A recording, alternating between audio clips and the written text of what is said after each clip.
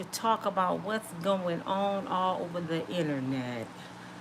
Thank you for the love for the video I made last night about Pastor T.D. Jakes and a few other pastors that's not acting so holy. And I did not do that video for views. I did it for awareness. I wanted people to see and tell me, was I tripping? Was I tripping? Now, I had to block a lot of people last night and this morning. I refuse to entertain Satan. I'm not perfect, y'all. I use profanity sometimes. Sometimes I say things I shouldn't say. God is still working on me.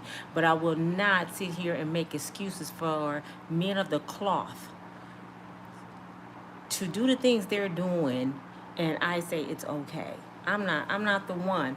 And also, thank you guys for being patient with me. When I said I gave Diddy the benefit of the doubt and Pastor T.D. Jakes, is because I don't like throwing people under the bus. I don't like just throwing people away without proof. But my God, what my God will do, he will open your eyes to the truth. And in the last 24 hours, y'all, Hollywood is being exposed. You hear me? The people that we've been looking up to, watching their movies, spending our monies on, we've been giving the devil our money. And it's real sad. What really opened my eyes when I seen a video of Christian Keys. Now, Christian Keys is from Michigan. I'm good friends with his brother. I knew Christian Keys, not personally, but I know his brother personally. I used to watch him perform downtown Grand Rapids before he started working in Hollywood. If you don't know who Christian Keys is, when I'm always saying keep the oil, that's that part of the Medea play when Medea was talking about the treating him and his wife was cheating, and he light-skinned, good-looking, Italian-looking dude, and he didn't know his wife was cheating, and she asked him, do you smell quinta oil? That's Christian Keys. When I seen his video last night, I got a lot of videos for y'all today. I hope my video today don't get flagged, because the stuff I'm about to show y'all, get your tea. Matter of fact, you're going to need something stronger. Put a little something else in the tea. It's winter time. You might need it for your throat. I'm going to show y'all some videos that's going to trip you out. And it's going to be an hour or so long. So I'm letting you know what kind of video this is going to be. And towards the end, I'm going to play something from Pastor Gino Jennings. He's been saying this for the longest, and nobody been paying attention to Pastor Jennings. Jennings. I'm going to say his name right. Gino Jennings. I don't know. I'm not saying his name right. But you'll see. Oh, my God. Let's get these videos started. People wanted to see Pastor T.D. Jakes dancing, okay? I think that's the first video I'm going to show. Let me see what this video is. No, this first video is just a clipping. His hair is getting on my nerves. It's a little clipping. It's Pastor T.D. Let me stop calling him Pastor. T.D. on one of his talk shows. That's for something else I don't understand. How all these pastors that supposed to be spreading the word and got so much to do, there's so much sin out here, so many souls to save, how do they have time to start talk shows and stuff? You know what I'm saying? How do they have time to be famous? When they supposed to be out here laying hands and healing people, but they got time to be famous and going to famous parties. And some guy today justified it. That's what Jesus did. First of all, he's not Jesus. And Jesus didn't go to a party to become part of the sinners. So y'all can stop saying that. Well, Jesus went to the sinners. Yeah, he did. That's what I said the other day. But my God, he did not go there to party with the sinners. That's what y'all don't understand. He didn't go among them to join into the sin. He went to pull them out. And this is what y'all misconstruing the word with. TD went to party. God went to heal. Stop playing with me, okay? I don't have time for all these fake saved folks trying to twist the word for their lifestyle. You're not going to do that here. And you're going to get deleted. I've been telling people, flee Satan all morning. Flee Satan. Go on, Satan. I'm not going to argue with Satan. You're not going to justify the stuff I'm about to show y'all. Now, don't get me wrong. These are men. These are people in the flesh. But you are held to a higher standard when you are the man of the cloth. Even if you call yourself saved and deep in the church, you shouldn't be listening to godly music. That's what is called serving two gods. You can't do it. I don't know where y'all get this from. It's nothing wrong with it. Yes, it is. Yes, it is. Some woman tried to tell me it's okay for women to preach. Read Genesis. We're equal to men. Man, y'all is messing up the word, twisting and turning, and you're gonna go to the pit of hell. I know what God said, okay? He said a woman should not preach or teach. She only should teach the children and the women. That's what God said. But no, y'all want to turn that and twist it. Take one little scripture and turn it into your life. It's okay to do that. God said it right there. But I'm not going to make this a all about God thing, because I don't know the word like that to even come at y'all like that. I'm going to have to get some people on my channel that know that word that can come at you like that, because I'm not the one. But I know enough to know better, okay? But I'm going to show y'all these videos. Hold on. Check this out, man. Hold on, y'all. Here we go. This is Pastor T.D. Jakes at his studio, one of his talk shows.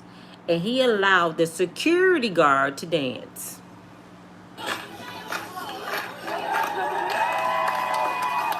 Hold on, I gotta rewind it.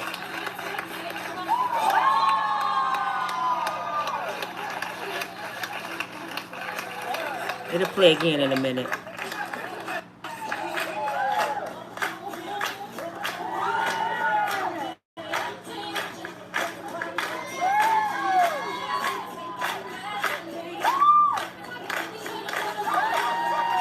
It's a man.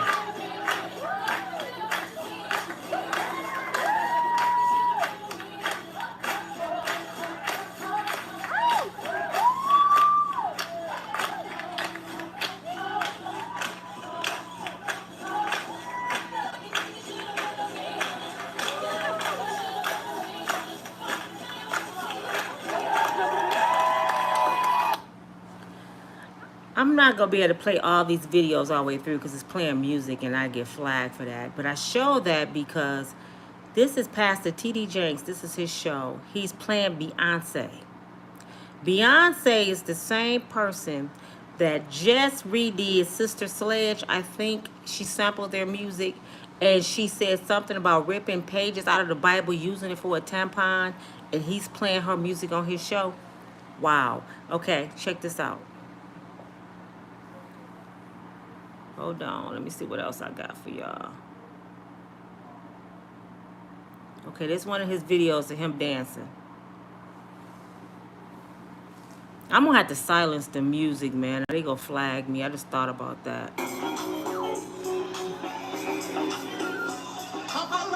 His wife's birthday is tomorrow. Happy birthday!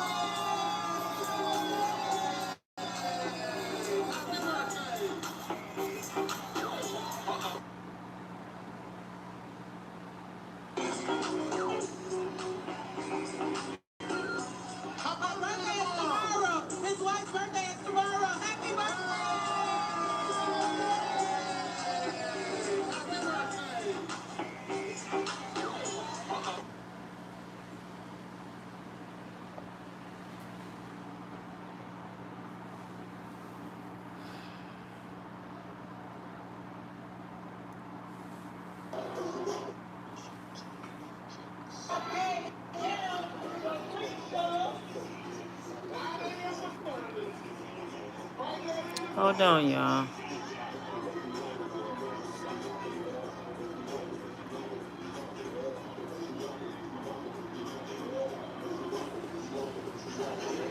That's First Lady and Pastor. Hold on. I'm gonna have to silence this. Hold on. Y'all can't hear the music.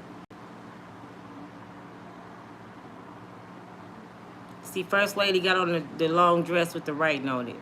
Sireta. Dang. Hold on. See how the devil don't want y'all to see it? Here we go.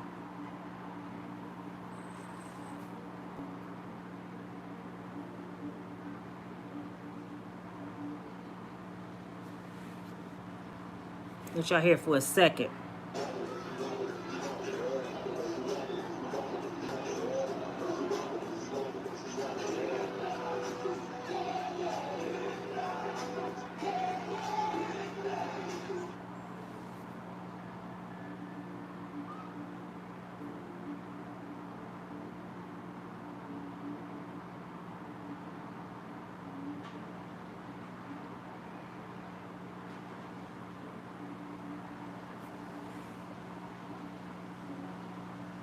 Okay, I'm gonna keep going. This is the guy talking about him hanging with Diddy. Hope my video don't get flagged.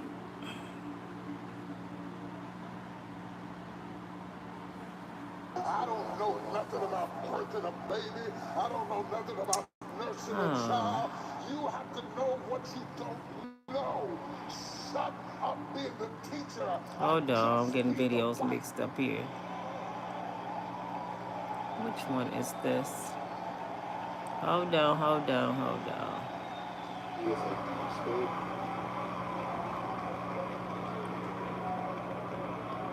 How do you know how to be a father? I don't even know what's playing. You didn't even have a father, and yet you're an expert on how to be. Okay, there we go. Let me get to the right video. Okay, here we go.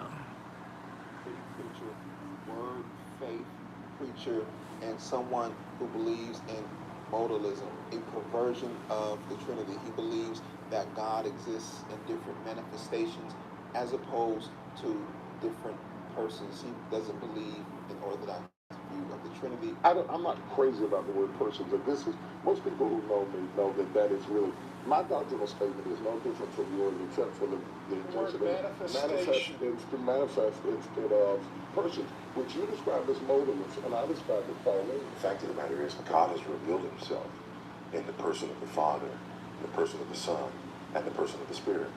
We know that the Father is God. We know that the Son is God. We know that the Spirit is God. We know that this one God has existed eternally in three persons. We know that there is one nature and one essence in these three persons. And so the Bible has much to say about the triune God. It has much to explain to us about the triune God. Our problem is that we want to think of God as just a mighty man. God is not a mighty man. God is God. And as such, he has presented himself to us as the triune God. Our inability to apprehend this is different than saying that it's something that cannot be explained. It can be explained. Most of us just don't like the explanation. Yeah, get the likes up, please. Despite all of that, people still flock to his church.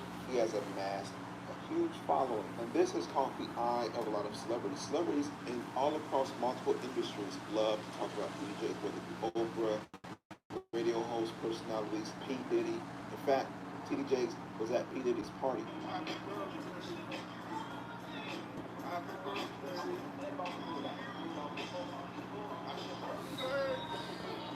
The silencing. It's P. Diddy birthday party.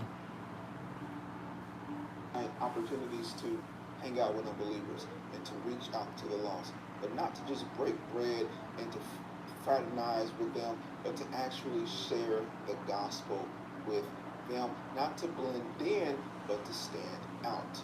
That is what a pastor should do. A pastor should stand out, not blend in. But T.D. Jakes is blending in with the world. That is a problem. Just like a doctor has a responsibility to preserve life, a pastor has a responsibility of telling people that they are on their way to hell if they're living in willful sin. P. Diddy is not a follower of Christ. There were so many other celebrities at this party who are not followers of Christ. That is not the time to be hanging out, kicking back, and breaking bread and rubbing shoulders with unbelievers. It appears that he is a lover of the world. The Bible says if you love the world, you are enemy of God. Paul says in Galatians, as it related to preaching the gospel, he says, Obviously, I am not trying to win the approval of people, but of God. If pleasing people were my goal, I would not be Christ's servant. You can't be a people pleaser and a God pleaser simultaneously. You have to be one or the other. If you are going to please God, you're going to offend people. If you want to please people, you're going to offend God. I would much rather offend people than to offend God. Some might push back and say, well, T.D. Jakes is becoming all things to all men so he can win some to Christ. He's contextualizing the audience and fitting in and blending in with them so he can reach them. That sounds good, but that's not what T.D. Jakes is known for doing. T.D. Jakes has stopped preaching on sin a long time ago. He's watered down his message. His message is centered around health and wealth and receiving a blessing from God just for being great. Blessing is in what you got left. And if you will sow what you got left, God said, I'll give you back whatever it was. His sermons are seeker sensitive. His sermons appeal to the flesh, our worldly desires, the lust of the flesh, the lust of the eyes, and the pride of life. That is what T.D. Jakes' messages consist of, and he's not going to offend or drive conviction into anyone's spirit with those watered down messages. So T.D. Jakes is not becoming all things to all men. He's not living and changing his conduct to win something Christ. He's changing his conduct to be validated by the world and watering down the gospel. Paul says, if I or ever angel ever change the gospel, preach a different gospel, water down the gospel, let us be anathema, accursed. So the question becomes, what's motivating T.D. Jakes to water down the message so much? He's rubbing shoulders with the elites. He's in parties with P. Diddy, who's known for some nefarious, crazy antics. Why is T.D. Jakes doing that? Is he a part of a secret society of elites? Here's the hands. What's really going on? I think it's actually a lot simpler. T.D. Jakes is a lover of money. When you're a lover of money, you will fall into traps and snares. And your life will be plunged into ruin. Now, on the surface, T.D. Jakes has it all. Money, fame, platform. But what about his soul? Christ says you cannot love two masters. You cannot serve both God and money. You have to love one or the other. You will love one and despise the other. The way T.D. Jakes is conducting himself, it appears that he loves money and despises the true gospel. Because T.D. Jakes is not preaching it, he's not sacrificing anything for it. He's leveraging his fame, he's leveraging his platform to market himself, to market his family, and to propel himself further into stardom. T.D. Jakes is playing with fire. Jesus says, what does it profit a man to gain the whole wide world and lose his soul? Is going to a party a sin? Well, it depends. If there's going to be alcohol, vulgar music, immodestly dressed women and men at the party, that should prick your conscience. You should not be comfortable as a Christian going to a party like that.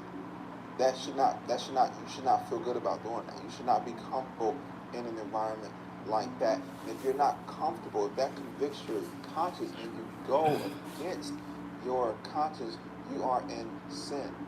But if you do go and you're comfortable and you're singing happy birthday and you're just enjoying the festivities, then one has to question whether or not you are in the faith. You might want to go back and examine yourself to see if you are in the faith.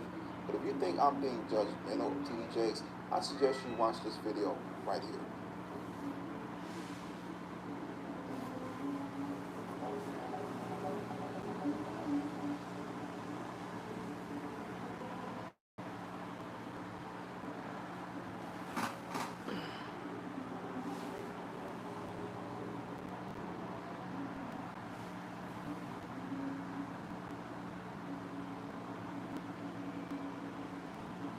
At Corient, we provide unlimited access to the collective knowledge of experts across the country. The book of Acts details a story centered around the Apostle Paul when he visited Ephesus. When he visited this city, he... Okay, I'm going to show y'all the next video. This is First Lady at church, Sireta Jakes. Hold on.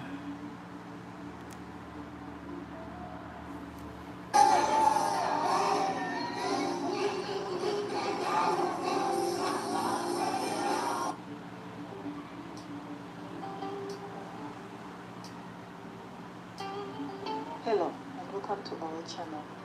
Have you seen Lady Sireta Jakes of the Potter's House Church dancing before? Well, here is a chance. We got a sneak peek at the dance moves of Lady Sireta through Pastor and... Guess I got a few videos, so just keep going and just be patient, y'all. Okay. Now this is a pretty long video. I don't know if y'all been following the Diddy story. I'll get back into the pastors in a minute. This guy right here, y'all see it say RIP. He just died yesterday. Deleted. He was deleted yesterday. Let me explain to the ones that don't know what's going on. Tisha Tells, she's a big YouTuber. She's been going deep diving into the Diddy story. I mean, she's been diving deeper than Tasha K. She on his head. She found this guy in an institution, and he was telling everyone he was one of the guys that did the F-offs with Cassie. That he also had threesomes with, allegedly with Diddy and several other men of Hollywood. He had, with them. Including Herb Gotti was one of the ones he allegedly claimed to sleep with when he had the threesome. Well, he talked about the Illuminati. He gave the tea. You hear me? It was so demonic. He the one I was talking about. I got scared and I turned it off. Cut it on yesterday. Somebody deleted this man. Tisha Tells telling about it because now people are afraid for her because she the one found this man and exposed it. Read what it says. R.I.P. Diddy male freak-off survivor found deleted. Now we're going to listen to a little bit of her because I know it's kind of long. This is her video over an hour, so I ain't going to listen to the whole thing, but I'm going to let her talk for a minute. Hey, what's up, guys? Listen, thank you for joining me so late. I had to do this live. If you guys were on live earlier with me, you know I received a phone call from one of my sources, okay? They were really, really shaken. They were really, really rattled. There was stuff that was popping up all over the internet that said that John Oddi, if you guys don't know who he is, John Oddi is the first man that has come forward saying that he was part of and partaked in what Cassie described as a freak-off. Now, what made John Oddi so interesting, and we're going to get into this because, you guys, I really honestly think something bigger than we expected is going on. And I know that sounds alarmist, and I know I'm actually dramatic, but there is actually something going on. And I'm going to walk you through my thought process, what I did, how I investigated. Y'all, buckle up. This is going to be a long one. If y'all don't like long ones, just wait till tomorrow morning. I'll do a short, condensed 5-8 minute video to catch you guys up. But for everybody that actually wants to hear all the detail and the research, please stick around. Okay, so where do I start? Okay, I was on live. I get a phone call, and it really scared me because what they said is like, yo, what is going on? Like, you need to be careful. Now, listen, everybody just says that. Nobody really thinks I'm in danger, right? There's a veil over me, how y'all said, right? Right, Jesus? Right? There's a, right? There's a veil over, okay? But honestly, it did seem like things were getting out of control, and it was just really, really sudden, okay? Like I said, John Oddi, if you guys have not watched the last live, I'll bring up the speed really quick. He is the first male that has gone on record and said that he was part of what Cassie described in a lawsuit as a freak-off. The thing that made him so credible, even though at the time he was looked at as crazy, the thing that made him so credible is that the time. He basically corroborated pretty much to a certain degree everything that was in Cassie's statement, what happened, him and Sean, him and Cassie, the illicit things they did, the illicit substance they were on, the way Diddy really liked the liquid Coca-Cola, all this stuff. Y'all, thank you for pointing out that scissor lean and liquid Coca-Cola are not the same thing. Don't y'all think it's a good thing that I don't know? I thought they were the same thing. Whatever, right? Okay, let me get to the point, right? Because I have a whole PowerPoint presentation.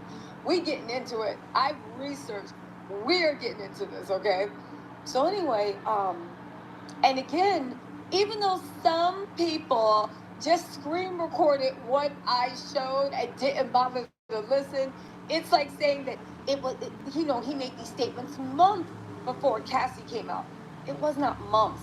He made this statement, and they weren't statements. It was an actual police interrogation that happened in 2017, okay? And it corroborated all these things that Cassie came out in the lawsuit in 2023. That's what's made him seem very, very, The scientists and engineers that support the next mission to Mars could be in this class. authoritative, at least in my mind, right? It added up and it added up, unless he has a time travel machine or Cassie based her lawsuit off of what he said. I just don't see how something can connect that quick, okay? So that was that. And a lot of you guys actually got me wondering and asking questions, because everybody said the same thing. Why? Well, first of all, as you can see, some of y'all, because he looked crazy in the hospital gown. I'm going to get into the reports in a second. Let me just do the setup. Some of y'all, not y'all, but the people in the back, because he was in a hospital gown and his hair was gone. Y'all were like, ooh, how is he? You guys have to remember that he gave this statement in 2017.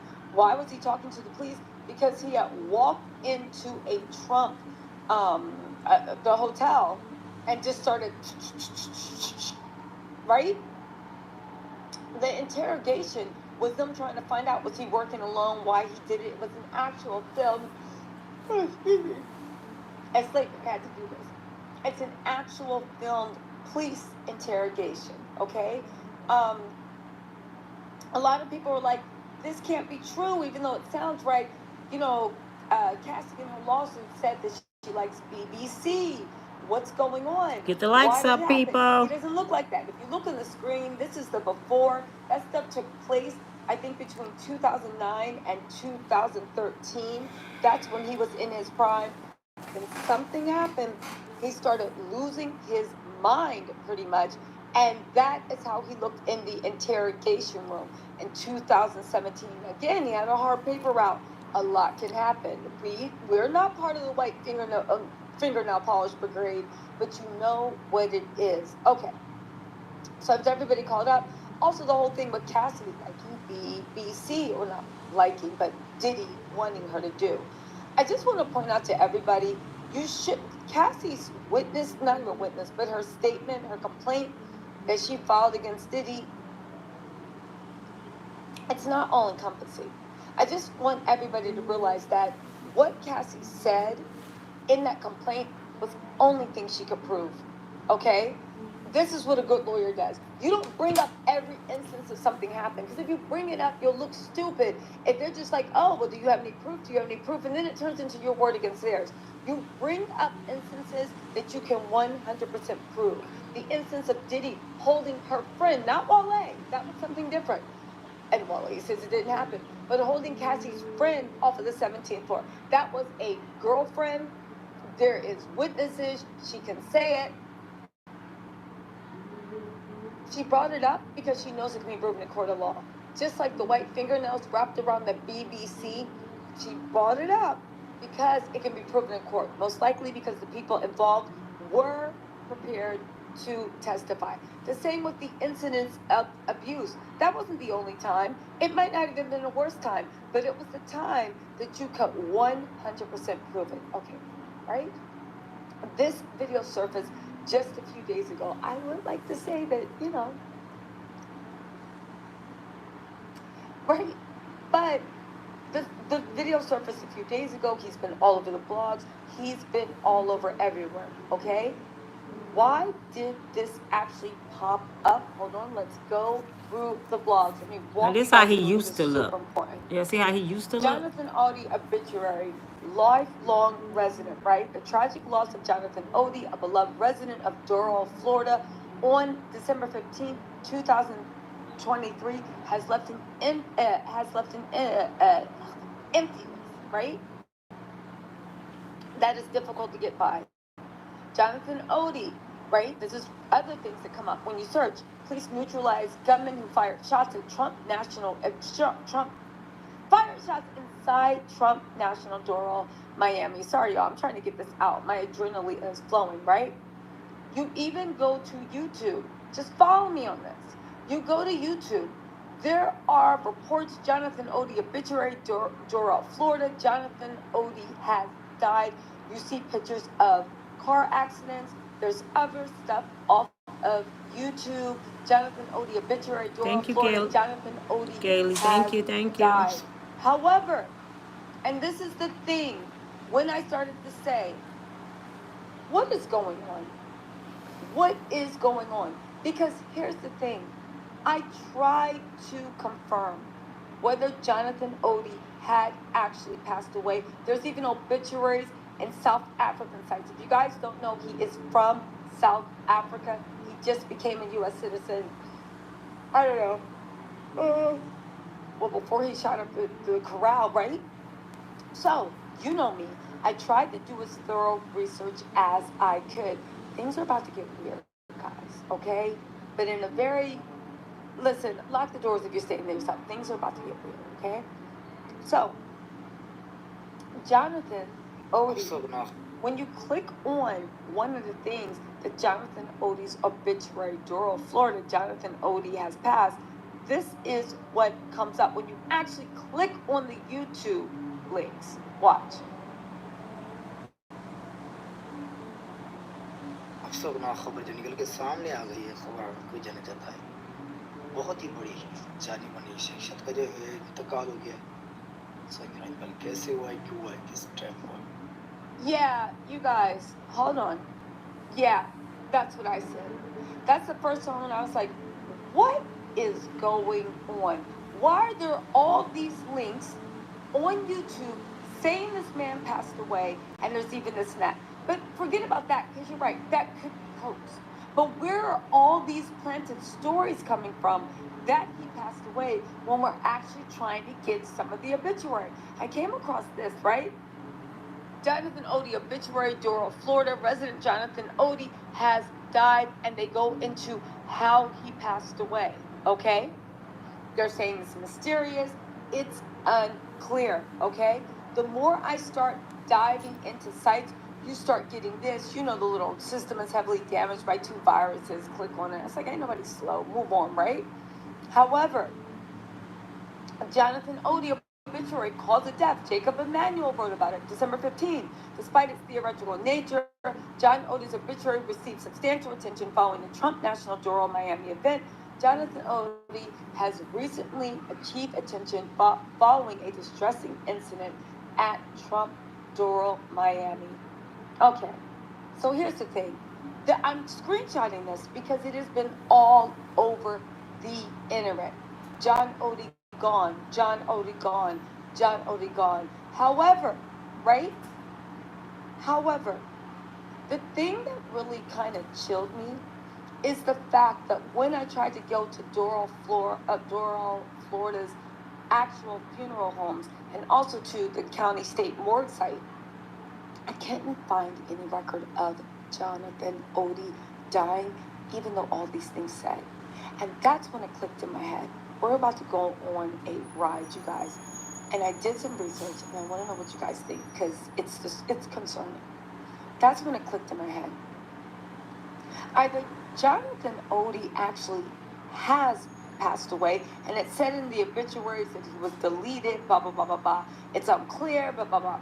All right? There's only 2 things that could be going on. Either Jonathan Oddi has passed, and my detective skills just aren't what they are, Or somebody or people want us to believe that Jonathan Oddi has passed, even going so far as to plant fake videos on YouTube where the thumbnail looks like a horrible car crash or something or other. It's weird, guys. It's getting weird. So then I started going down the rabbit hole. And I started thinking, why would anybody want us to believe that Jonathan Oddi was dead? Now, I know what you're saying. People on the internet do death hoax all the time, except for a couple of things. Jonathan Oddi is not famous like that. Yes, we're a little niche on YouTube being nosy and going down that, but he does not rank in national news. He does not, like, you see what I'm saying? This is a lot of time, effort, and money that somebody would have to spend to pull a prank. And Jonathan Oddi, okay, who wants to dox the internet that bad that you're gonna put in money, planning stories, doing this? The YouTube videos, yeah, okay, fine, that might be easy. But even on the upload, your channel can get struck. It can be pulled down. You don't just upload stuff on the YouTube. You feel what I'm saying? All right. So then I started like thinking, and I thought thinking about what some of you guys like actually asked me the questions like, how did all this stuff happen in South Florida?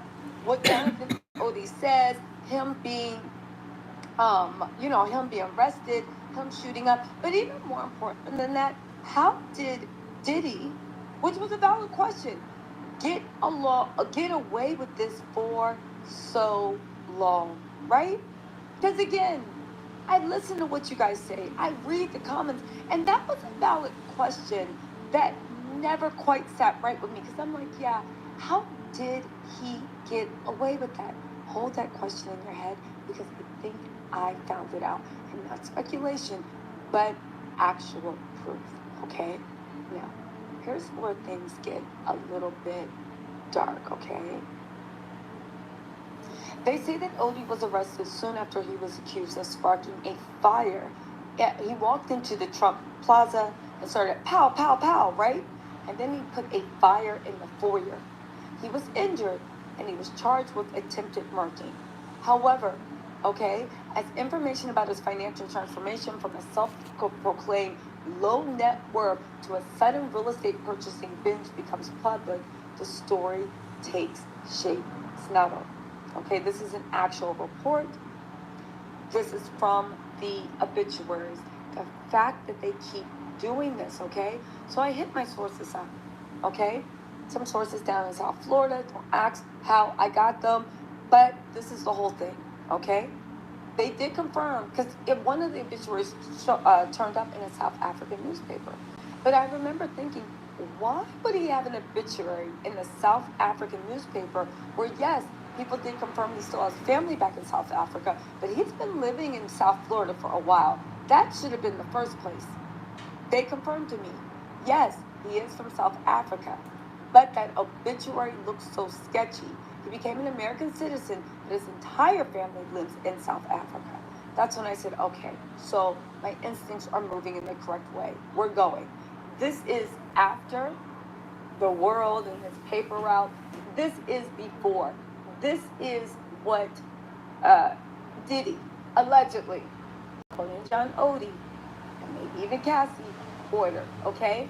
Oddly enough, there is a channel, YouTube channel, under his name, John Oddi, but it's set to, does that make me crazy? Does that make me crazy? It's set to crazy, right? I remember when I lost my mind, right? So anyway, right? They said, so then I went deep into the articles on what actually took place with. When you build your online store with GoDaddy, Okay, y'all. you can manage your orders. I'm gonna find a different video because she's going in detail, and inventory across. and that's like getting.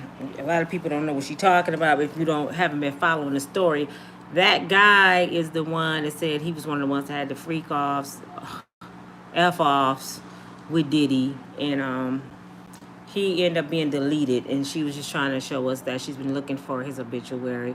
But I'm gonna go to the next video. I'm gonna jump back into the pastors, okay? And y'all wonder what all this got to do with each other. All this got to do with each other because these pastors is partying with these people, especially Diddy. So I'm just showing you the whole scenario of the lifestyle of all of these folks. For all the ones that didn't see this video, here it is again for some reason. There go y'all pastor. There you go, jamming. Get it in, Sireta. I can't play the music, but that's Rock It Baby, Rock It Baby, Rock It. That wobble song, that's what they dancing off of. Get in there, yeah, yeah. That's what they dancing off of.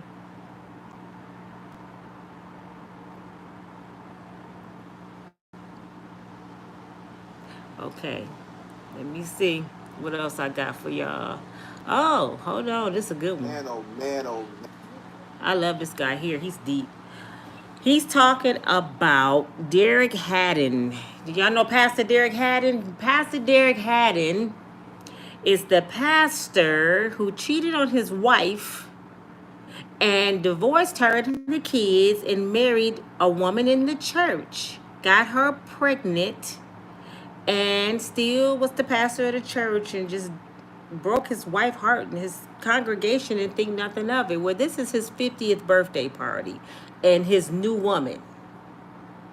Man, oh man. All I can say is, let me find the video. Haddon, what are you doing? For those who don't know, he is a person in ministry.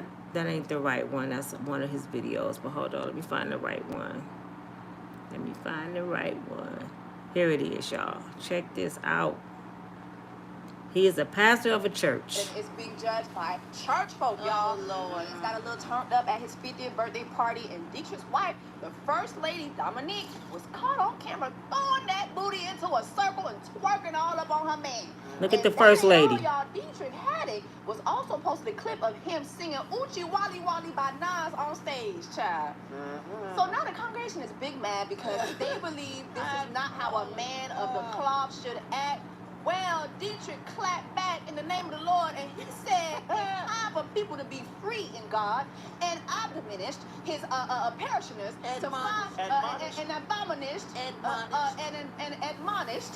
There we go. His parishioners. Yeah. It's kicking my ass. And admonished his parishioners to find a wife that can grind on you and pray for you at the same time. Wow. So, as a preacher and a gospel artist, is he dead wrong for celebrating his birthday like this and carrying on after living a half a century? Absolutely not. And I feel like the people that have Wow. something to say should go baptize themselves in Lake Lanier. Because here's the thing. As a preacher... Lake Lanier, you know people don't survive that. That is the reason I said that. Okay. Because the thing is, like, yo, Listen to this sinner. as a pastor, you're supposed to know what your congregation is doing. Period. You know, Pentecostal or apostolic or whatever it is, it's like, you can't do that. Meanwhile, Jesus was down to the temple, turning water into wine. What y'all think Jesus was turning the water into wine for? He might have turned it into wine, but you didn't see people getting drunk. But they was parking down. It was a celebration. God was like, all right, let's go. Jesus was like, let's keep the party going. But let me Jesus turn the water into you wine. never heard of Jesus doing nothing crazy. Jesus never, I don't know, the 11th commandment might have been, thou shalt not twerk. You know? I wasn't there. I feel like there was a reason they didn't write about Jesus' teenage years. Yeah, exactly. He was twerking. Wow. I don't think Jesus was twerking. You don't think he was twerking? But maybe he was watching people. Okay. How do you think he met Mary Magdalene? Come on now. You listen, you know he was rolled outside. And she was outside. I can't. Hey, don't forget to hit us up on social Wow, media. unbelievable. I These cannot believe they said platforms. that. Actors Nation. Hold on. See that? I wasn't expecting that.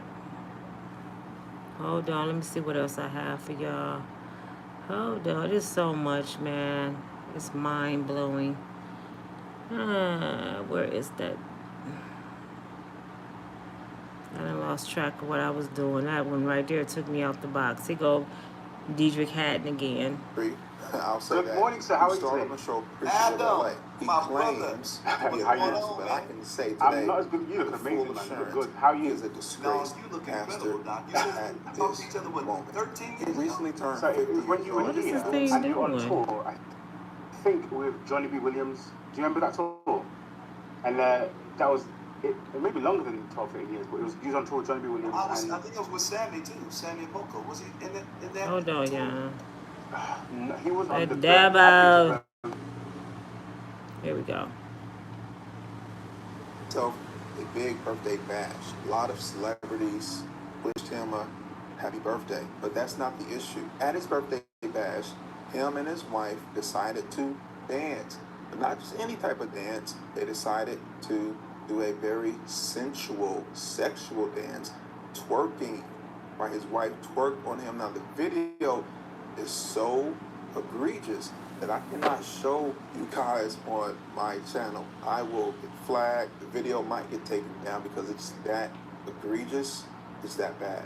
I'm gonna show you some screenshots, and you just read between the lines. But this is a pastor and a pastor's wife at a birthday bash dancing as if they are people of the world. Now, I know people will say they're Christians, but they're people, they're humans, and they're married. What's wrong with this? Why can't they dance and enjoy each other's presence and company? You can. You absolutely can do that. Problem is it appropriate to do that in public?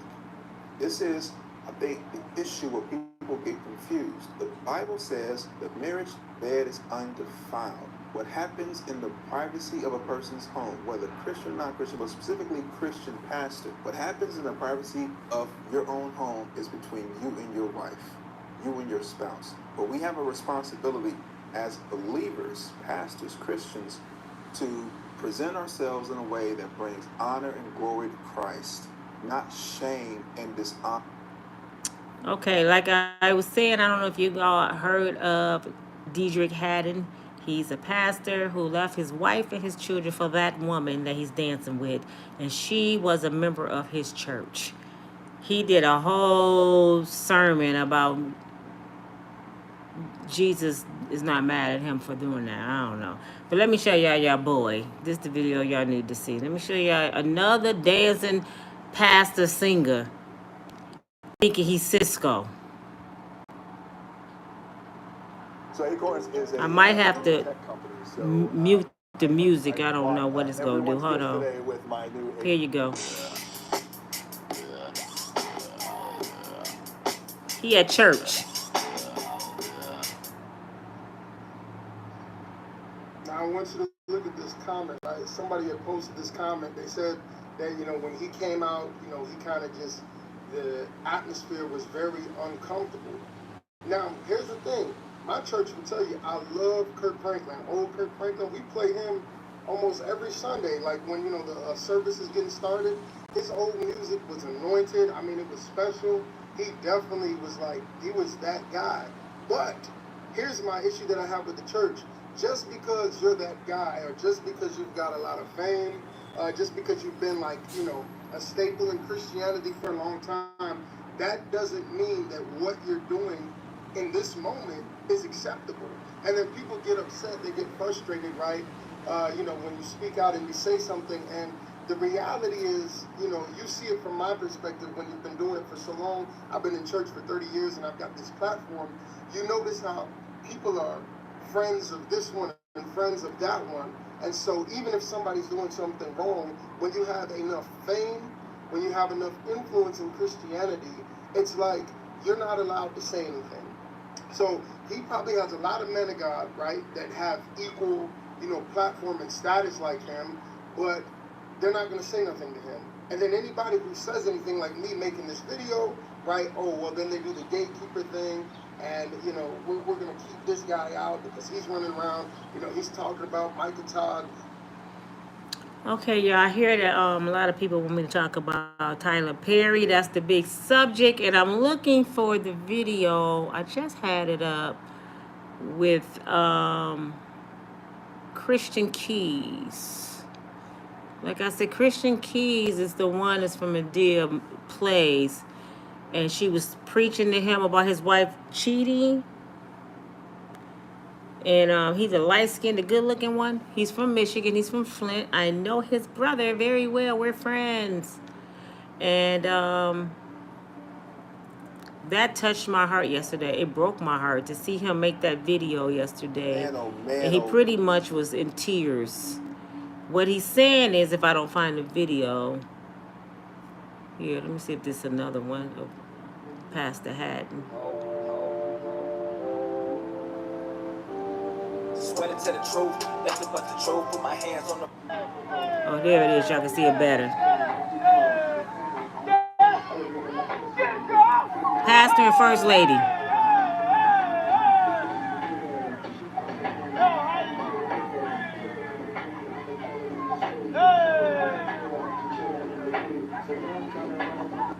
We are to preserve. All right, let me turn this around. I gave y'all a bunch of different videos today. Y'all probably wonder, what is Nina doing? It's that much, y'all. I'm telling you, it is that much that I'm like, they just got to see all these different videos that I've been watching. It's off the chain. I had to share it. And I know it wasn't all in order, but Tisha Tell's video got entwined in that because the guy who said he's one of the people, I'm looking for Christian Keys real quick, that said he had a freak off. I can't be saying that word. They claim allegedly he's been deleted. I want y'all to, man, I'm looking for the video. But all these videos with these dancing pastors keep popping up. It is crazy to me because people justify. Let me just see it. Look at Kirk. Look at Kirk Franklin though, man. I just can't get over it. Do y'all think this is appropriate? Am I tripping?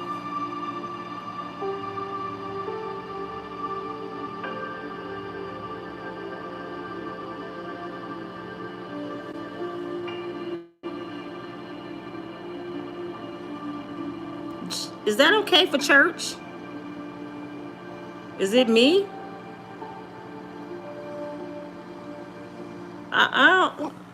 I don't want to be judgmental, but I just don't remember growing up in church and they was doing that. This is like, I know Kirk Franklin is known to dance, but he is like thinking he's Cisco lately. He getting a little carried away with it. Somebody need to calm him down. He doing too much. And then did y'all see T.D. Jenks and First Lady? What y'all think about that? That's all I want to know. Is it me? Am I tripping, y'all?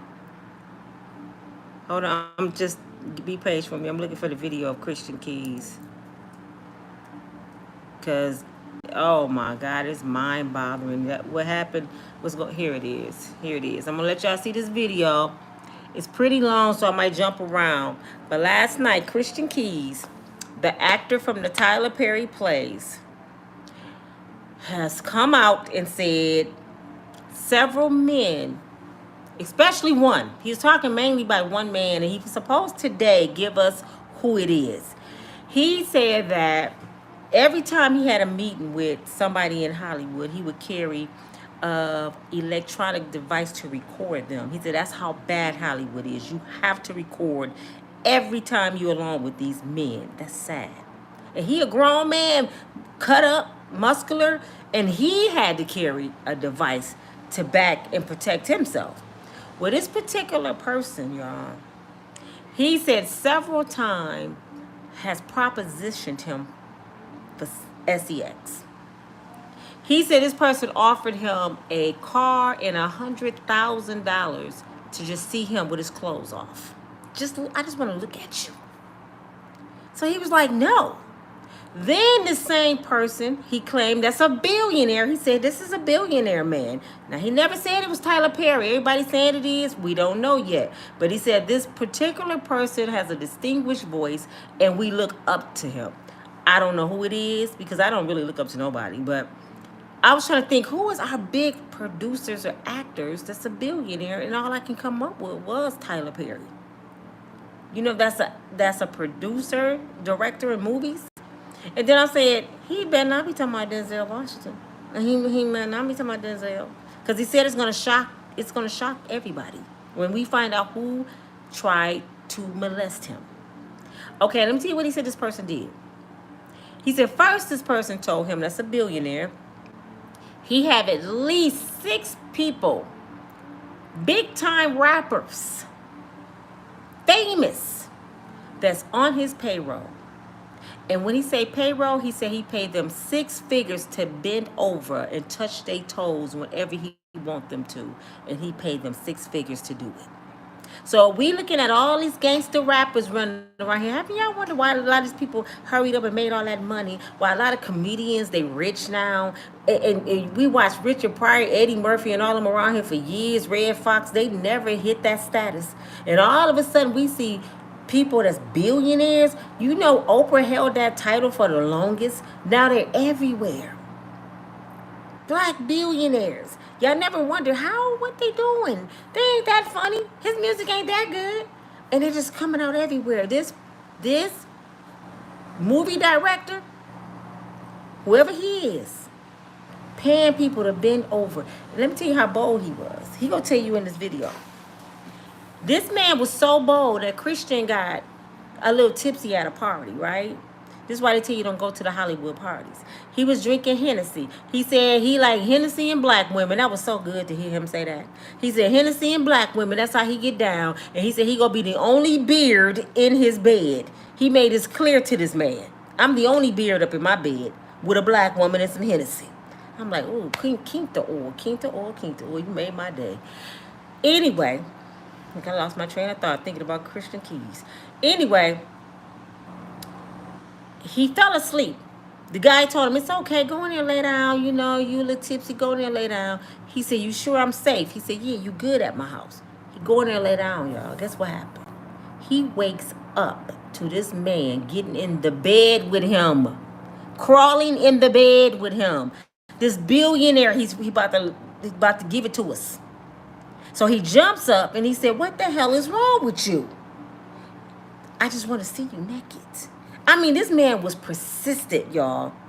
So Christian said he pushed him, like, you know, get away from me. This man grabbed his package 3 times and he said, no, no, no. He grabbed him, touched him, like reaching for him. And then he says a big time actress that he has worked with has grabbed his package several times. That's why he said there's a lot of men who get sexual harassed and nobody's doing nothing about it. But here goes some of the video. For all of you that want to sit here with me today and watch it, I would play it. The rest of you that have to leave, I understand. Just keep on getting my likes up for me, please. But here we go. Y'all been waiting on me to come and talk This about is Storm Monroe. He's a big all YouTuber. Day, okay? Christian Keys calls out famous black billionaires, black mentors, people in the industry that allegedly tried to assault him, that offered him $100,000 to take his clothes off, that has been harassed on this. Some people feel like he should have spoke up a long time ago. Some people say, ooh, but once I pull up his face, you're going to recognize who he is. I want to get right on into the Instagram Live. We're going to watch it together. You may have already seen it, but you ain't seen me commentate on it, all right? So, with that being said, I'm probably going to shoot the link to you guys after. You know, it just depends. But let me go ahead and share the screen. And shout out to Mr. Storm Monroe. Okay. This is video. Let's listen to what he had to say, right? Mr. Christian Keys, just in case y'all like, what? He's been in a whole bunch of Tyler Perry stuff. He's actually currently the creator, producer, and he stars in All the Queen's Men on BET Plus. And it's actually interesting that like he created a show about men stripping and all kinds of stuff. Low key, I feel like he created the show to really show what goes on in the industry and behind the scenes in the adult industry and with politicians, etc., etc. He did like a 64-minute live. We don't need all of it. We just, you know, I know where to stop once we get to it. But, you know, I remember when he first came on the scene. I remember when he first came on the scene. Hey, everybody. You know, this was the Christian Keys that everybody met. Get your girls' like ups. Get my likes up, please.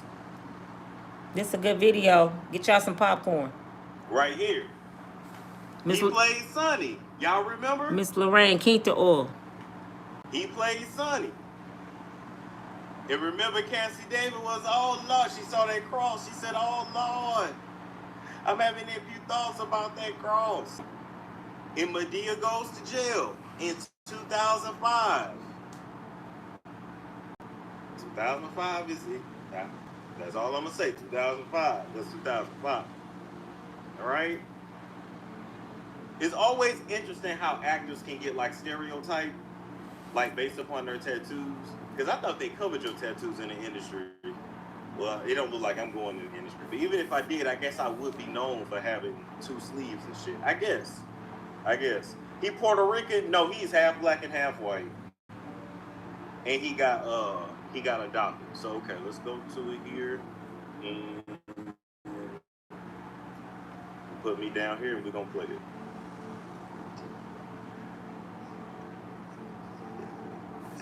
What's going on? I want to talk to you about some stuff. It's been on my heart, so I want to speak on it. All right. Good evening. Everybody's doing amazing.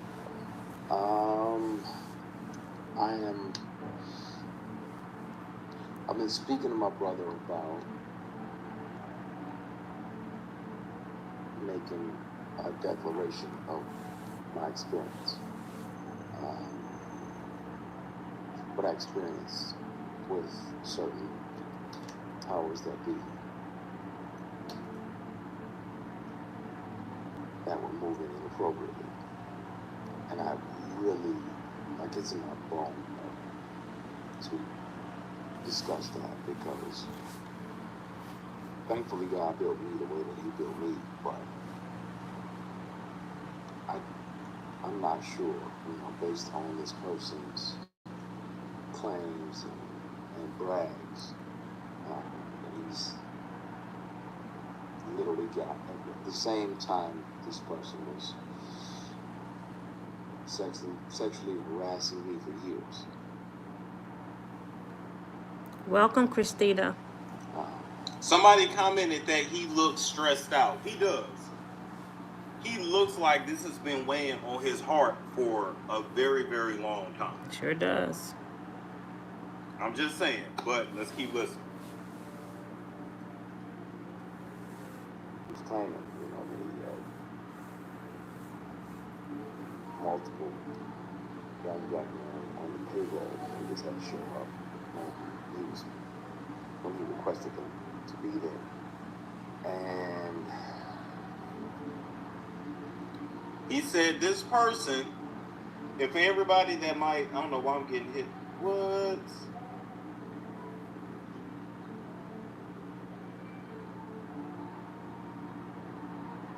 Okay, I figured that out. They didn't already hit my video I did with S.C. Berry. That's okay though. Anyway, and I have to stop the video to give commentary because it's very long. So if you're not here for it, just get the hell out. Anyway, he said that this famous person has many men on payroll. He's going to go on to say that these men are paid 6 figures, so 100,000 plus per year, on top of whatever else they do, etc., to simply be on call and do whatever this man needs them to do. And he's gonna say later in the video, but touch them ankles. Now, let's keep it real. Let's keep it real.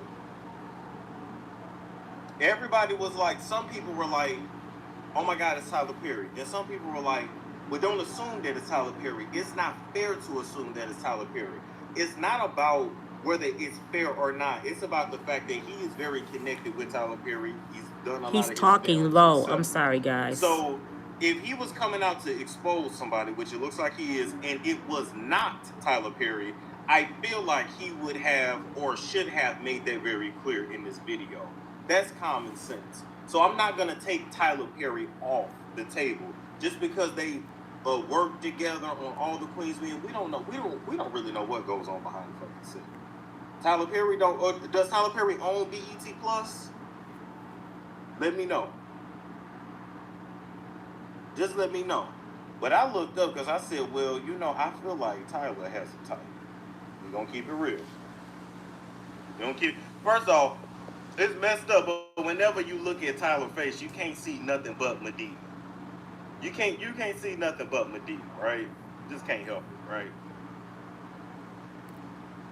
I'm also gonna say this too. I'm wondering if I want somebody to break down the I want to say something real quick, y'all. Look at Tyler Perry's face. It's just something about him, you know. And what's tripped me out, because all these people that I showed today entwine and party together. Do y'all remember Tyler Perry prayed over T.D. Jakes? And he acted like he was passing out. Now, just think about this.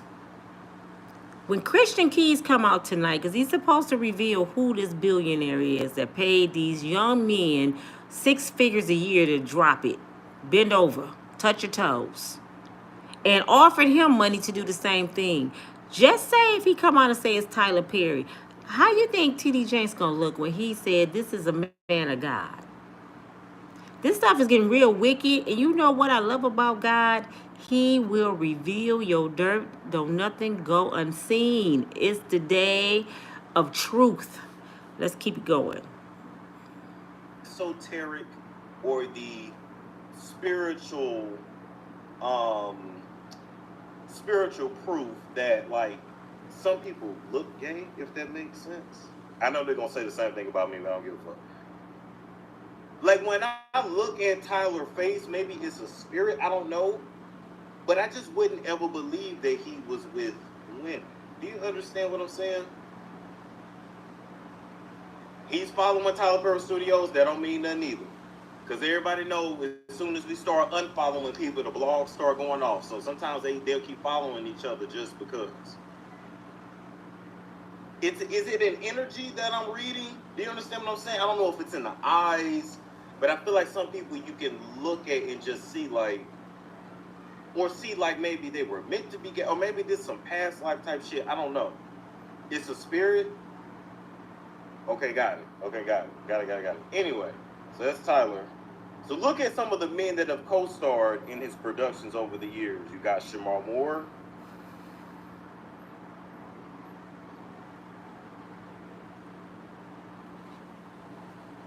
Barbara. Oh, what? Let's break this down too. Shamar Moore got a white mama, biracial. I'm not hating, I'm just saying. Tyler Lepley, who I actually met in person. I went to his acting workshop in Atlanta. Quinto. And I actually went to his family's club. I didn't even know his family had a club in Atlanta. But another half white dude. I know y'all think, oh, he black. No, he's half white. Similar look to Christian Keys. Yes. They don't look alike, but in the industry, we call that a similar look. They would all go up for the same role, especially Shamar Moore and Christian Keys. Okay, let's keep going. Now I remember him from The Haves and Have-Nots. White guy. Is he from Haves and Have-Nots? He's from one of those films. Who else? Bolo. Okay? Y'all think Bolo in on that? I don't want no smoke. Y'all think Bolo in on that? Wow. I don't know.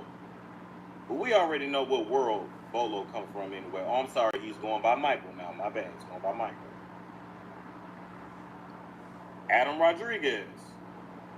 Now we know him from CSI Miami. Gavin Houston, who played gay in Have and Have-Nots. Travis Cure. He's from the Oval, I want to say. Sky Elevester Black. Now, to me, he also has a similar look to Christian, Shamar, and Tyler. So Christian, Shamar, Tyler, and Sky. Let's keep going. Brett Davis, kind of Puerto Rican, but kind of a similar look too. I'm gonna add him too, so that's 5. So when he picked the white boys have a similar look, okay? And then Christian here. Lance Gross. Okay, so we got a couple dark skins that looks, so the dark skins look similar. the Latins, the dark skins look similar, the white boys look similar, the light skinned boys look similar. So even though he say he's diverse, he's really not that fucking diverse. He's really not. But would y'all believe that any of these men are on payroll and grabbing their ankles? Would you believe it? What? I hope not, Jesus. I'm just asking. Not King to Would y'all believe that? All right. So now let's go back. Clearly, that's why it felt to him that it was okay to say these things. And I want to have these discussions. I want to be transparent with y'all about that. I've done my best to forgive this person, but it happens. It happens. It's not just women that have to deal with it, but it's also men sometimes. Means that you can carry your integrity with you. And it's another level. Thank you, Heavenly Father, for another opportunity to connect with you.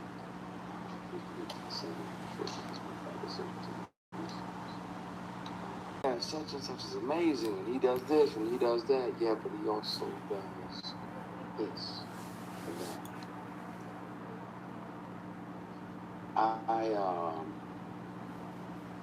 At some point, so it's going to have to come out. I've kept one of these on me since 05. It's a pen that records. Or pen, because most predators would check your phone. That's smart as hell. By the way, that's smart as hell. I'm not even gonna hold you. I'm about to definitely invest in in one of those. And once the sexual harassment started, I was like, well, I gotta protect me, because I'm saying no, and I don't want this person, as powerful as they are, to try to get in the way of my work. So I started recording. So I have them offering me money to take my clothes off. I had recordings when I wasn't working with them and for them. I have recordings of them confessing that, the other guys that they have on the payroll, all the above. And the difference is, the wonderful thing about confidentiality agreements and non-disclosure agreements is that they can't prevent you from turning all of those things over to the police, because sexual harassment is a crime. Attempted sexual assault is a felony. Boom. That's the thing with NDAs. First off, people really don't even enforce NDAs like that, but just hear me out.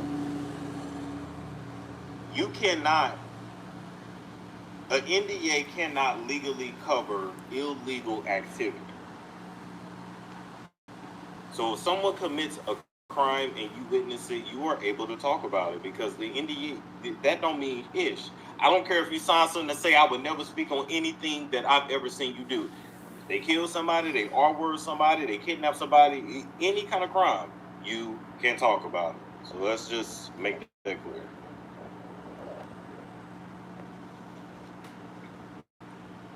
And Tams, you literally just asked, why do we as black people have to deal with that? But sometimes it's our own people. Yeah. Sometimes it's our own heroes. Sometimes it's the very people we deify. And we look up like, oh, they're doing so much. No, they're also doing this. And my only reservation about naming the people,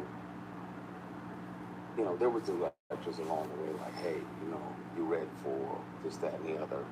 You want to come back up to the apartment? I'm like, nah, I'm good. You got my headshot, my resume. I'm good. If I can handle that or not. I can kill that. But I don't need to come up to your apartment. We already have the audition. there's other people that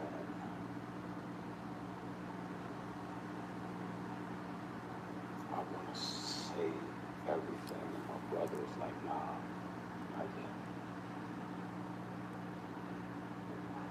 I want to tell it on the mountain, over the hills, and everywhere. There's probably most likely a lawsuit that is, put myself back. There is most likely a lawsuit. Oh, shit. Sorry, I got to adjust myself.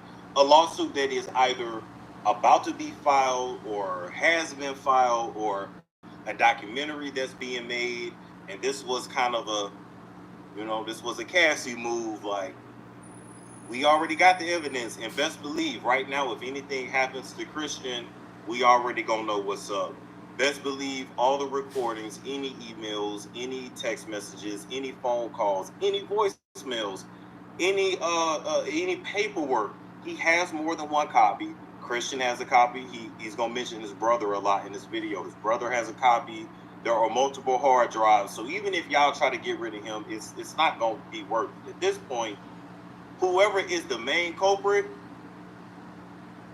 it would suffice for them to go ahead and settle, pay him off, and then you would just see this video disappear and you would never hear him speak on it again. A lot of times behind the scenes too, these people will they really won't plan to ever speak out, but sometimes their life gets threatened. Sometimes they get tired of certain opportunities being taken away from them simply because they didn't suck this director off. They didn't do this, they didn't do that. So it's a hot mess. It's a hot mess. Which I would be stressed too. Shit, this shit ain't no joke.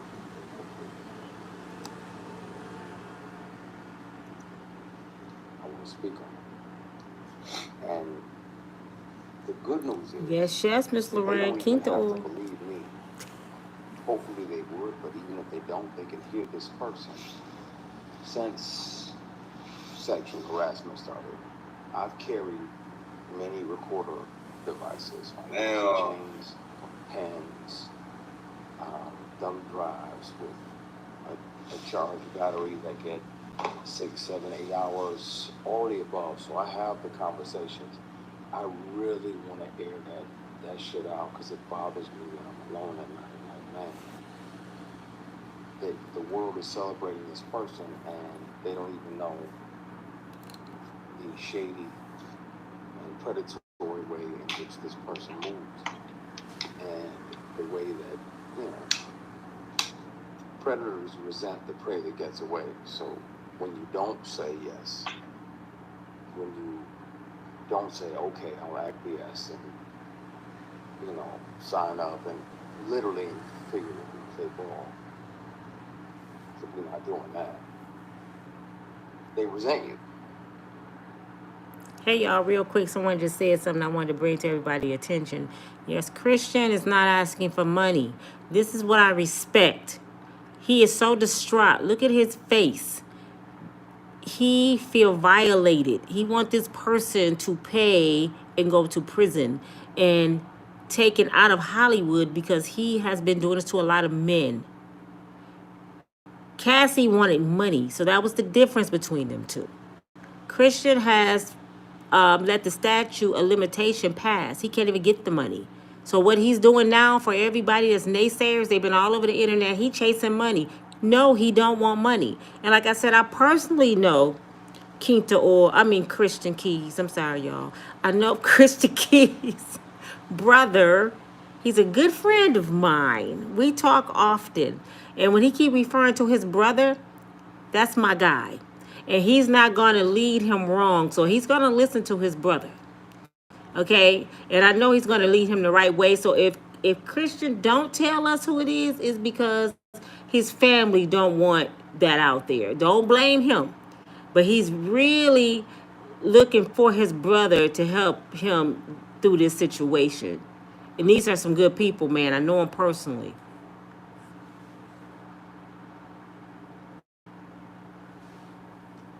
This is a conversation we're going to have, and we're going to have soon. Because it bothers me in my spirit that I can forgive people. That's one thing. But yeah, we don't play ball. That's my brother in there. And he knows the real deal. He knows the who. I'm good. Somebody said, you don't look okay. I'm okay. I have peace. I'm literally strategically planning my next 8 moves. I'm good. God got me because he was watching when I was off. Well, part of the reason why he's saying this as well, like I'm planning my next 6, 7, 8 moves, is because he knows you're not going to be able to get another job again, most likely. Now, I didn't know that Christian had like produced and written all the Queen's Men. I didn't know that that was his project. But nonetheless, you see how he put up with the shit over the years, but he really was waiting to solidify himself financially as a boss before he spoke out.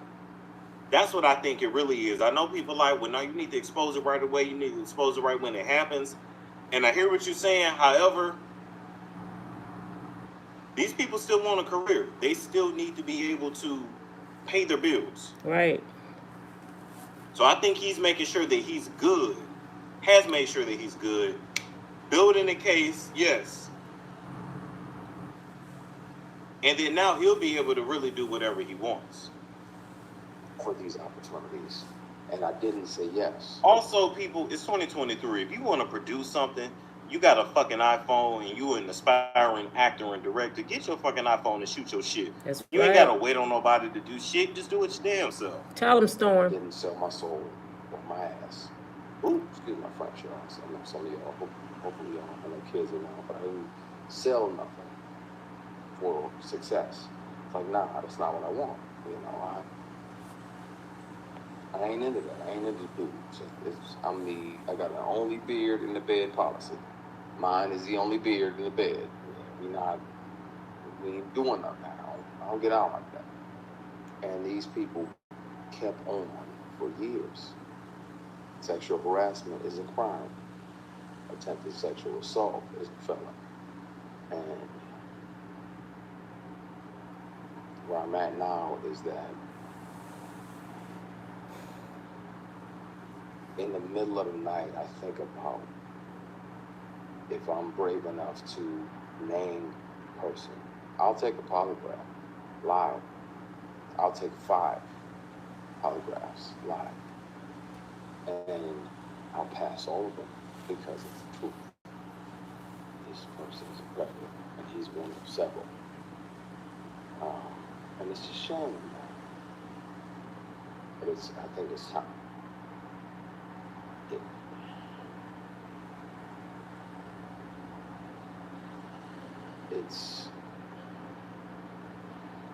I want to, and I know, P, I know you're on here.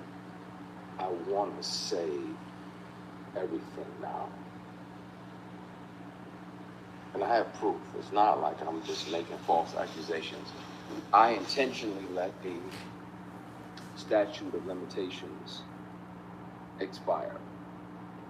It's not about money.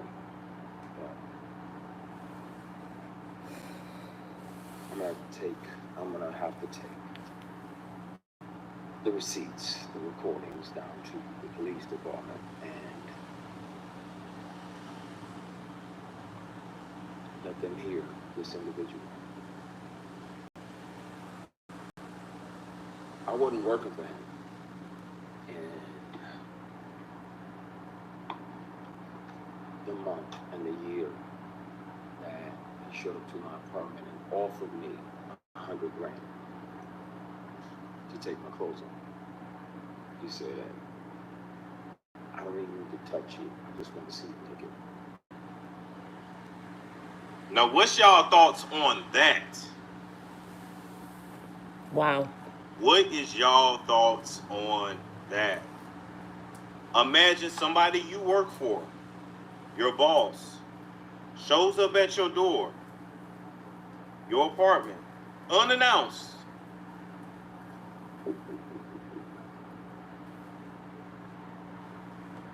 Hey, how you doing?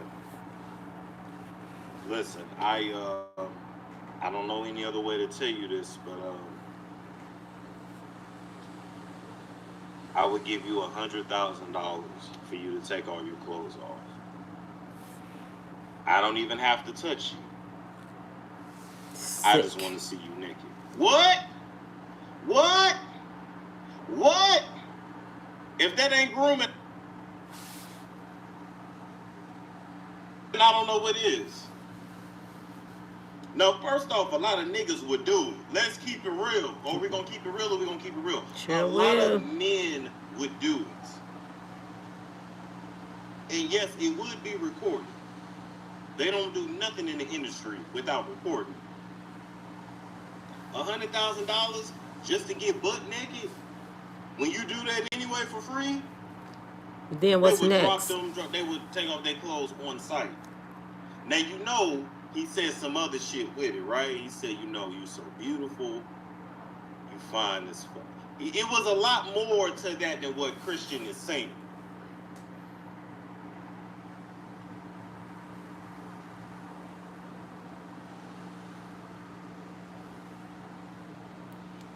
But that's how it starts. It starts with shit like that. Now, keep in mind, right? Hold on, we gonna go now. All right. Real quick. Tyler Perry is 6'5". Tyler Perry is 6'5". So a 6'5" man show up at your door, and he not no small man either. Talking about, I'm gonna give you $100,000. First off, who got that kind of money just to see a motherfucker naked? Right? Yeah, Tyler's real tall. He is. And big and stocky. He's a BBW, like Medea. Okay? Once you let this fool, okay, I understand he's 6'3", but still, that's still man on man. That's still two men. So once you let him in your house and you lock that door, okay, hand me the money. He hand you the duffel bag. Okay, cool, it's all in there. First off, you ain't just taking off it ain't gonna be that easy. If it was that easy just to get naked, jerk your dick, get it hard, he wanna watch, he wanna see, spread your cheeks, spread your hole, spread that ass. It's gonna be way more than that. Yep. Tyler gonna come in with the dude, allegedly. Gonna come in, he gonna wanna make himself comfortable. He's gonna wanna drink. Maybe something to eat, wanna talk. He's definitely gonna wanna touch you. Put on a little music. Maybe have you go take a shower, oil up. It wasn't gonna be that easy.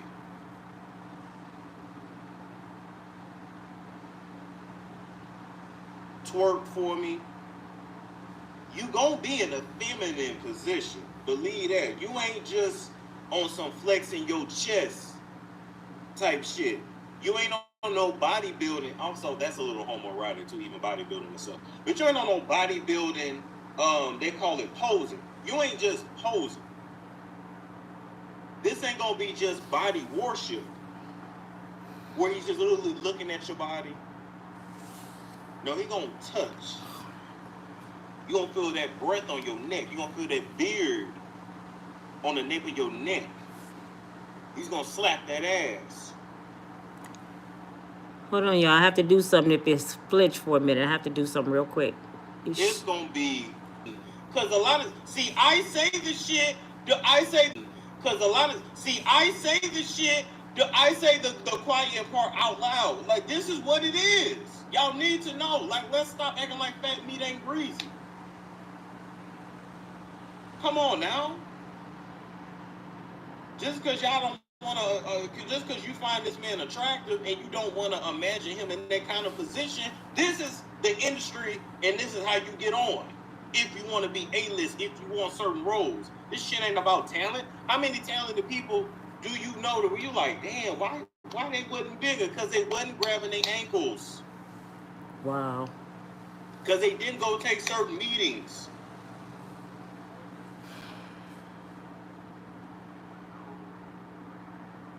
You think I'm lying?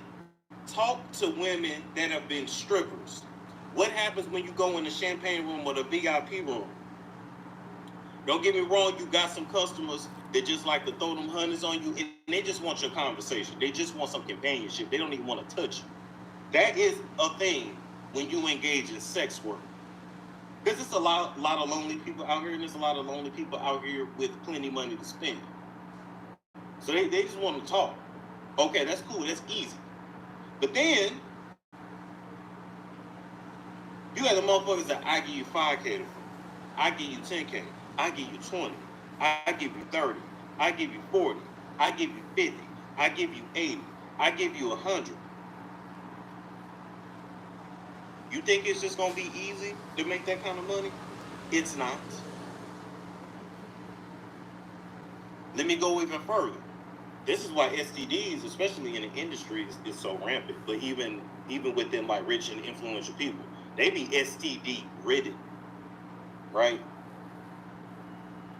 You think somebody that's paying tens of thousands of dollars to have sex with you is putting on a condom? You think they even feeling entitled? You think they feel like, what? I'm such and such. What you mean? You think when Trey Songz allegedly was raped old girl up against the wall, you think he wore a rubber before he did that? You think when old girl said they drunk some around Trey Songz, woke up and he was eating their coochie, talking about let's get in the shower, you think any protection's being used? Wow. They will be aggressive as hell. And yes, they want it raw, and yes, they want every hole. Wow. Oh, I don't do that. You as a woman, I don't do that in the butt. I don't do that. That's nasty. You gonna do it tonight? This man just gave you $50,000. You think he don't want no ass? This is what it is.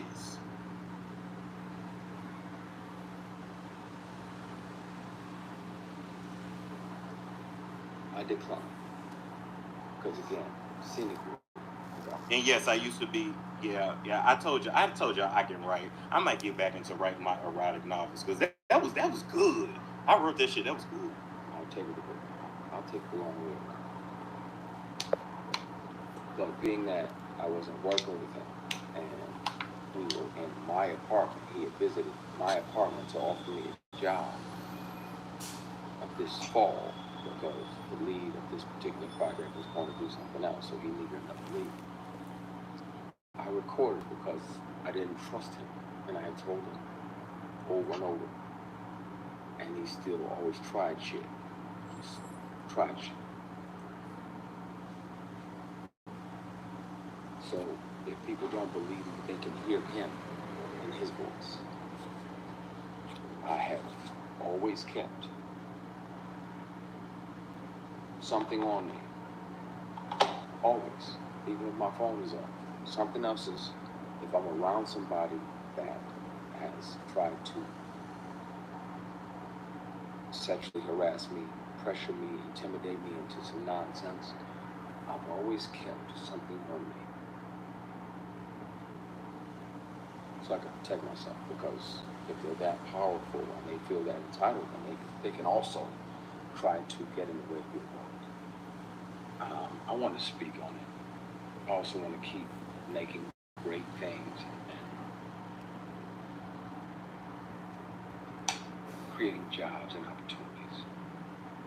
But, oh no, I got backups for the backups for the backups for the backups. You better.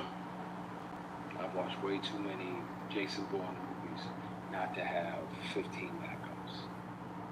I can press play and you can hear the person. He's supposed to tell it today, y'all. This is from yesterday.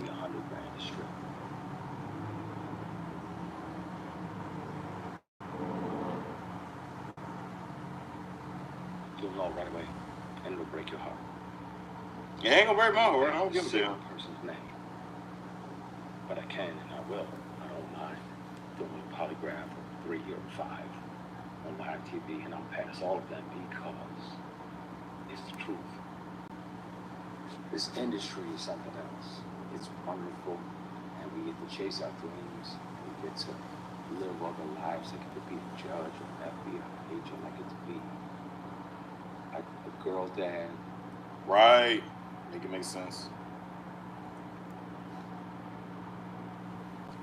And some of the people that you think are your mentors are literally and figuratively just trying to fuck you. Damn. Wow.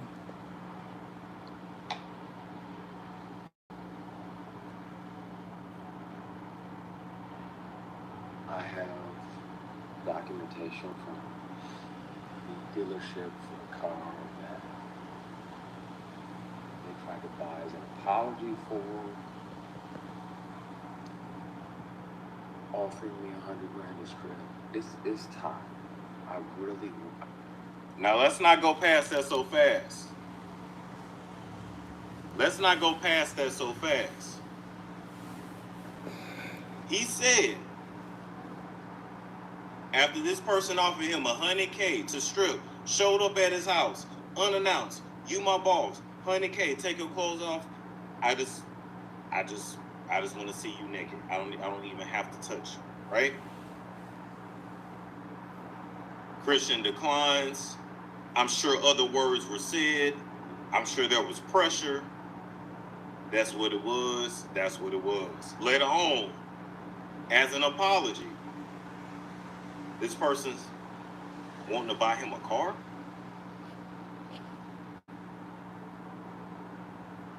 Grooming. Y'all tell me who you think it is. It's Tyler, allegedly. Somebody that got money to drop $100K just to see your ass naked. Somebody that could just drop off a car, buy you brand new, and it wasn't undusted. I'm sure it was like Kim Zolciak in the dealership. They could be Papa. They could be Papa. I love you. Be Papa. I'm pretty sure it was nice. And also, something that would be very hard to turn down. I really want to just clear the air because I'm tired. And then where I'm at now, it still feels like that person is fucking with you just to fuck with you, just to mess with you. The industry can be wonderful. I'm grateful, be clear, that this person showed me how not to be. When I'm a boss, people get daps in church homes. The attractive women that work on even on my shows, my productions, they get daps and church hugs. That's it. Because this person showed me how not to be when I'm in charge and when I built something and when I created something. I hear you, Pernell. I'm gonna be cool. I'm gonna dial it back. You get on my nerves because I know you're right, but it's in my fucking bone marrow and I'm tired of this person gallivanting around doing these PR stunts. Oh, I'm gonna do this and I'm gonna do that and I'm gonna do that. Well then speak on, if you gonna have, woo!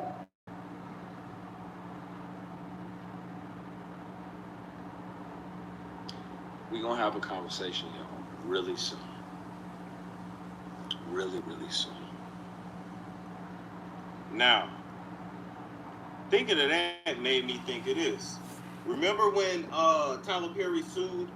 He didn't sue the Boondocks, but remember the Boondocks was on TBS. Tyler Perry used to have a lot of his shows on TBS. He had a lot of pull over there at TBS, right? I think I'm saying the station right because it wasn't TNT. It had to be TBS. Anyway, remember they did that parody of Madea and Tyler Perry, right? And they called it Winston Jerome versus Ma Dukes, Tyler Perry versus Madea. And Tyler, a.k.a. Jerome, was a cultish entertainment mogul who uses religious rhetoric and his film themes to seduce men behind the scenes and hide that he's gay. Remember, the character acted like they loved Jesus just to recruit these men in film that look like thugs so he could F them behind the scenes, okay? Remember that episode got pulled quick. This was in 2000, wait, what year was this? It was season 3, I want to say, of the Boondocks. Yep, June 2010, season 3, episode 8. The episode is called Pause. I'm sure you can still find it somewhere. Right? Really. And I thank God that he made me the way that I am. Because I know he sat back and watched, like, what are you going to do? Like, are you going to acquiesce and take this movie that's going to make 60, 70, 80 million dollars? Are you going to take this picture? Are you going to go to that late night audition, that late night table read? No, you ain't built me like that. I'm beat, shot at, stomped out more than most of the people that are here on this live put together. P, I'm gonna call you in a minute. I'm not gonna do it. I'm not gonna air it out, but I'm so fucking close because I'm tired. I'm tired. And it needs to be told. And the bad part is I'm gonna be painted as the villain when I was the one that was sexually harassed for years. Bullied, intimidated, and sexually harassed for years. And I'm gonna be painted as the villain because y'all have deified this person.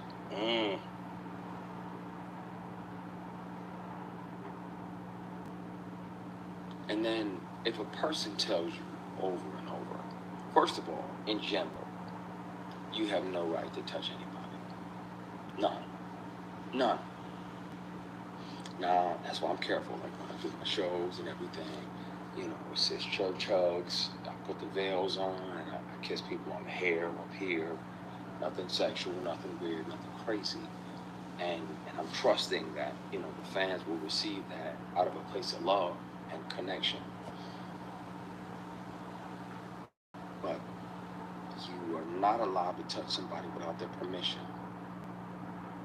Not allowed to try to touch them in a sexual, private place without their permission. And if they've already declared, like, hey, bruh, I get that that's your thing, but I like black women and Hennessy. And so miss me with the bullshit. Why black women in Hennessy, though? I don't know why that part bothered me. Like, why black women in Hennessy of all things? Are black women synonymous with Hennessy now? That's what he liked. I feel like that was a little panderish. I'm not gonna lie. I'm gonna let that part go. But like, black women in Hennessy, ladies, is that all y'all drink is Hennessy? Y'all let me know. Because I'm never going to be open to that. I'm never going to swing at that pitch. Like I'm batting for this team over here. God made ovaries and fallopian tubes and vagina, labia majora, labia minora, uterus. This is wonderful over here. So I'm going to stay over here, like, chill. And then this person still tries to grab you, physically grab you.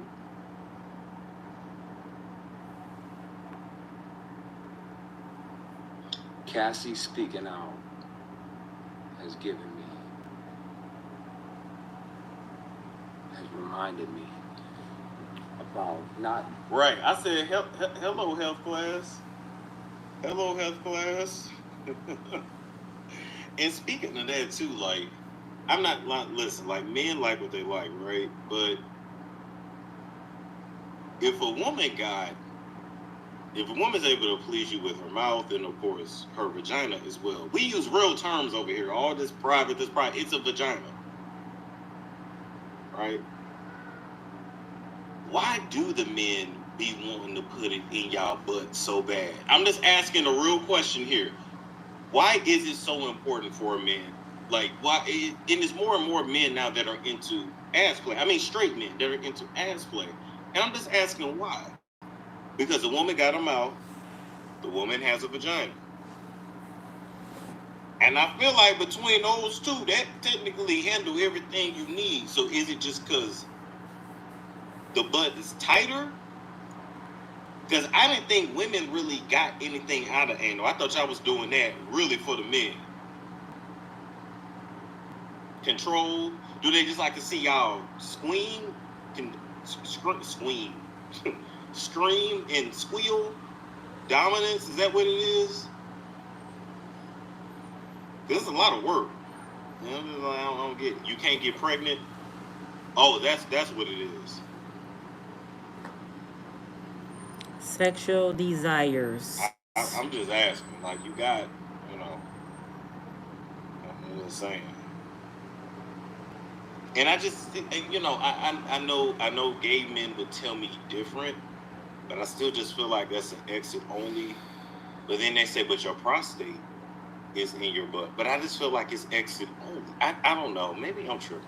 Anyway, this ain't about me. Just side note. Hold on, y'all. I have to do something. I hope y'all still can hear me. Because it lasted for years. Right? The funny thing is, that was around the time that I was considering going back to missionary. 08, 09. Because work was slow, and the work that was coming was offered with a side of penis. And yeah, it don't do nothing for me. I'm back for y'all team. So, yeah, at some point soon, I've spoken with my attorney and trying to figure out how to deal with it. It's never been about money. I literally intentionally let the statute of limitations pass. It's not about money or being like a suit. Is that when I went through Christian's comments on this video in IG, pretty much everybody that was showing support, it was a woman. It was a woman. I didn't hardly see no men saying shit. Yeah, Claudia Jordan's backing up his story too. Claudia Jordan almost got assaulted by Steven Seagal back in the day. He tried to give her a massage and she had to damn near run out and do all kinds of somersaults and flips to get about that house. But you see what I'm saying? The men ain't saying nothing. They ain't saying nothing when the women get R-worded. They ain't saying nothing when the men get R-worded.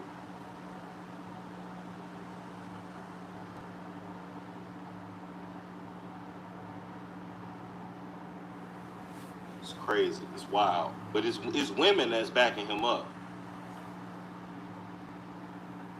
But then, of course it is, because the women know exactly how that shit feels, because y'all deal with that on a pretty much everyday basis.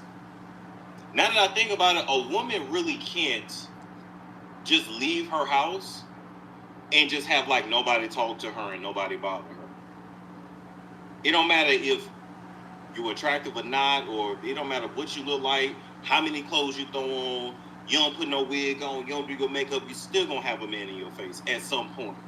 Or a man that wants to make conversation with you even when you don't. They can't take social clues of like, okay, I'm not making eye contact, which means I don't want to talk to you. Then if you say, I'm not interested, then you gotta worry about a motherfucker throwing acid in your face, beating your ass, shooting you, throwing a drink in your face, because that definitely happens. Then if you say, I got a man, oh, well, what that mean? You can't have friends?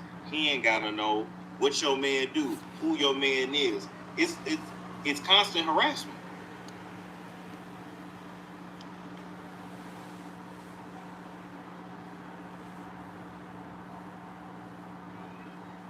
So basically this means, and he's only getting a glimpse of what women go through, of course, because he's physically able to protect himself versus most women. Most women are not able to physically overpower a man. So basically, women walk around just being prey to predators. And apparently very attractive men go through the similar things. All right. I'm what we call it in therapy, I'm sifting. And I want to air out everything and put all the recordings online, put all the paperwork and PDFs online. There's no reason that this person's company would be on the bill of sale for a vehicle unless it's right after the timestamp recording of him offered me $100,000 to take my clothes off. He said, I don't have to touch you. I just want to see you naked. I'm like, what the fuck? What? Like, you know, I'm not into that. I don't fuck around like that. I don't do that. What the fuck? What? Leave. They all say that, but see, they all say they don't. Even when you say you don't, they don't really take that seriously because they're like, oh, okay, yeah, I give you enough money. Or, oh, yeah, you know, they assume that when you turn down in advance from a man, then they assume, oh, okay, he's DL or he just is going to take a little bit more bribing. And then I think a lot of them get off on that, like, breaking you down so you can give in because especially out in LA, it's very popular for men to say, my boyfriend's straight. And I got gay friends, so I'm not going to say allegedly. I'm letting you know, like, in the community, that's what it is. So a lot of them say they only want their boyfriends to be straight. They don't want other gay men as their boyfriends. Like, it's a brag. Like, oh, my boyfriend's straight. He has a wife and everything. It's interesting. It's very, very interesting. Get the fuck out. Get the fuck out. Get out. I thought you were my brother and my friend. And this definitely has nothing to do with my brother who's in here. Be clear. I thought this person was a brother type figure, a mentor type figure. But for you to continuously throw these opportunities, you know good and damn well, all it ever was you pretending to be a mentor, trying to get some ass. Damn. Wow. That'll never happen. I don't bat for that team. Yeah, but I gotta get off of here and talk to my brother because I'm so fucking close to just airing everything out. I'm just dumping everything online in the morning. I'm tired, man. I'm not forgiving myself. I didn't do anything wrong. I wasn't brave enough back then because somebody said forgive yourself. KG, it's heavy on my heart, man, and I'm tired. And we around here deifying people that go out and do this, and I'm gonna do this, and I'm gonna pay off this, and I'm gonna pay off that, and I'm gonna pay off that. But at the same time, these same people are predators. I'm not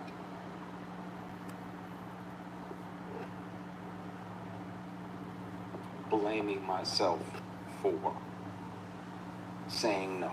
I'm not blaming myself for almost quitting acting. I'm just mad at me for not being brave enough to say something sooner.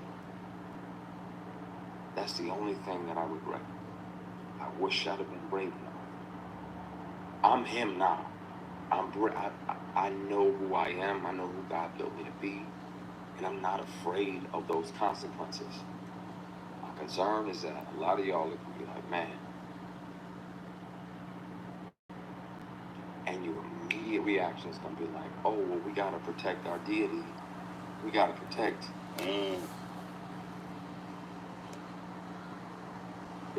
It's going to have to happen. I'm interested to see which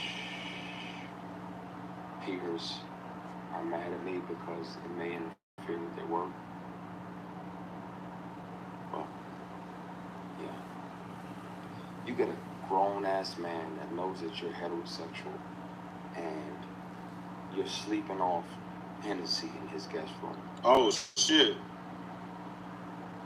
Because he says it's safe. Because I know I'm bad, so I'm after a big party. Won't say what type, won't say where. It's always them damn parties. They're always having parties in the industry. But let me say this too. sleeping off Hennessy in his guest room. That's why my black ass calls it Uber. I don't care what time it is. I'll call it Uber so quick. I'm gonna take my chance with that getting in that stranger's car before I sleep at certain people's houses. Boy, man, listen. You sure? I'm sure that you know that Uber's expensive. That's okay. Yeah, you can't trust nobody. I'm asleep. I'm gone because I'm 4 or 5 Hennessy's deep and not short Hennessy's either. And this dude tries to climb into bed with you. So you spaz out, push him out, like, what the fuck? Get ready to leave. He apologizes, blame it on the alcohol.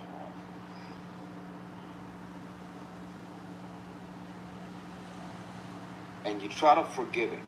So you're like, all right, I'm going.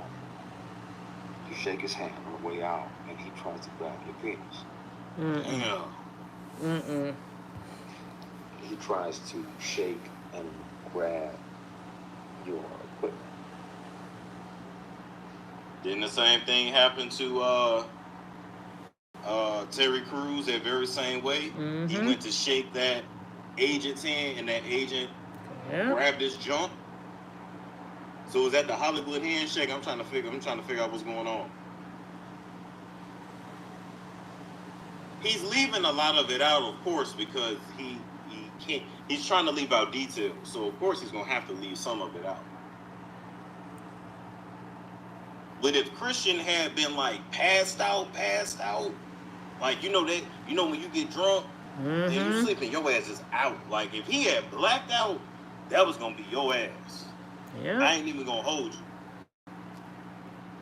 He was gonna wake up bleeding. Yeah. Like Love Jones' friend. Went to that party and couldn't. When he woke up, he couldn't even walk. Sick. Ass was torn to smithereens. Oh my God. And you spaz even more. Like, what the fuck you doing, man? What the fuck? Oh, my bad. So you go to leave, he tries to do it again. Now, at that point, my only regret is not breaking multiple bones in this person's face. Like beating the dog shit out of this person, right? Because that's available to me at all times. That in a grizzly bear is always available, but in the moment, I'm like, what the fuck? Ain't one. But you got a guy that's a billionaire, and I got $3,000 in my bank account. What are you gonna believe? Hey. I got that $3,000. That's my son's mom's rent for next month. You know, gotta make sure little man's taken care of.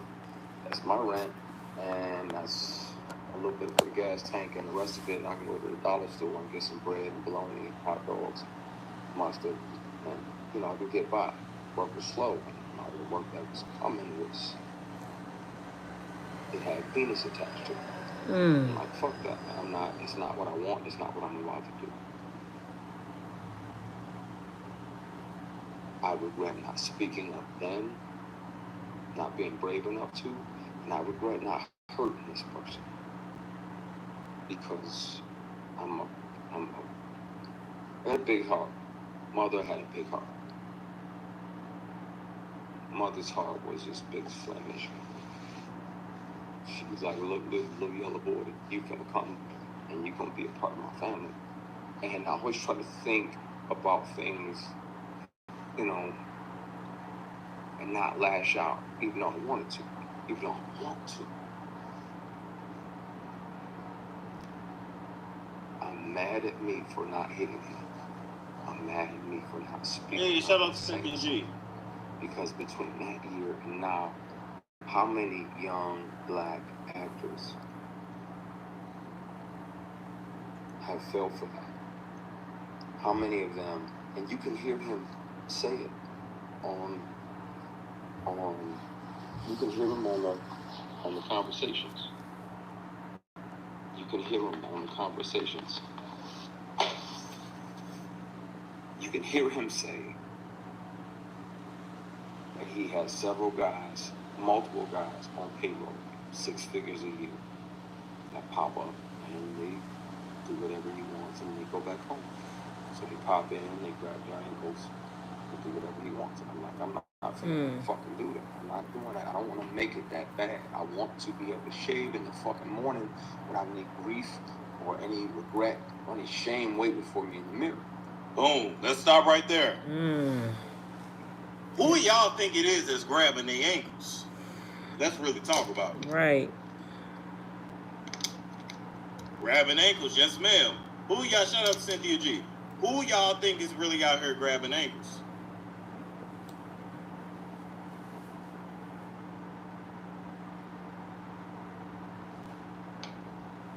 Tyler Perry. TD. Oprah, she grabbing her ankles too? She part of it. Ooh, you think Tyler Lively did it? Byron Allen? Eddie Murphy? Most deaf. TD Jakes? Definitely. You said Will Smith, you know what? I'm not playing with you. Johnny Gill. But they get paid about $100K a year. So now you gotta think like the men that are on this person's payroll, first off, they gotta have a lot of money just to be able to drop money like this. So who would be willing to do that for $100K, $150K a year just to be on call? It's like having an on-call escort. Wow. So it would have to be some actors, some entertainers that they not A-list. They would be like B-list, C-list. Now, as far as the black as far as the black billionaire who paid off those HBCUs tuition or whatever, he's got to be talking about Robert F. Smith. Wow. He's got to be talking about Robert F. Smith. Busting it open for only $150K. Listen, you don't have to bust it open all the time, though. You may only get a call a couple times a month. Yuck. Or every now and then. To a billionaire that got this guy. Robert F. Smith is a billionaire, too. Yeah, Charmaine is a billionaire. His wife is white, because a lot of times when they have white wives, those white wives are okay with them doing XYZ. But let's go back.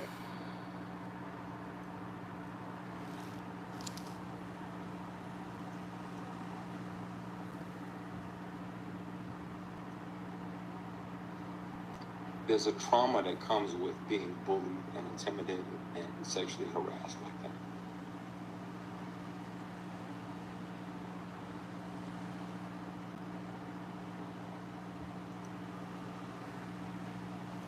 And the bad part is when the truth comes out, a lot of y'all in here gonna be like, man, I don't believe it. And you can watch me on whatever news station. I'll take photographs live on TV. You can hear the recordings yourself. Person has a very distinctive voice. When they offer me $100 grand to take my clothes off. Person has a very distinctive voice, and they literally sexually assault me and try to grab my private parts, and I'm blocking their hand. What the fuck are you doing? And he's like, oh, my bad. And tries to do it again. This is a legit like sex trafficking ring, is what it sounds like. Yep. Some of these people are y'all heroes. Some of these people y'all deified, set up on a stool.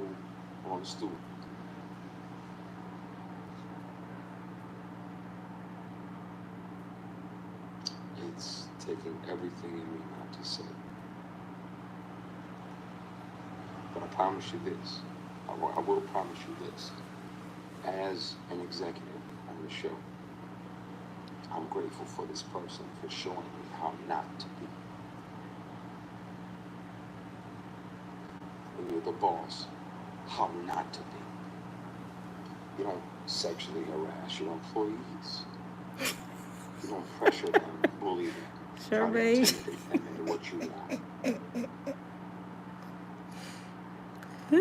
I'm grateful for that lesson. I'm glad that God sat back, because not only was he watching to see if I was the person that he thought he had made, but he was letting me see who I am.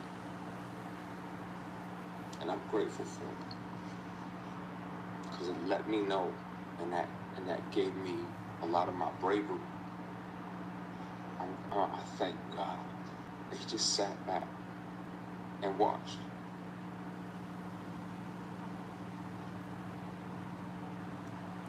I'm gonna say this too, as you know, he's speaking, right, and as I'm starting to think about Tyler Perry's type that he normally casts, right, for his television shows and movies, you know who else just popped into my mind? And I'm not saying he's in any way involved, but we're gonna add his name into the mix because he's come up off of social media.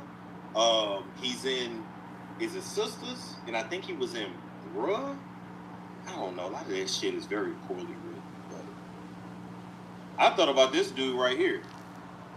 Y'all know who that is? DeVale? I don't know how to say it. Is it DeVale, or Deval?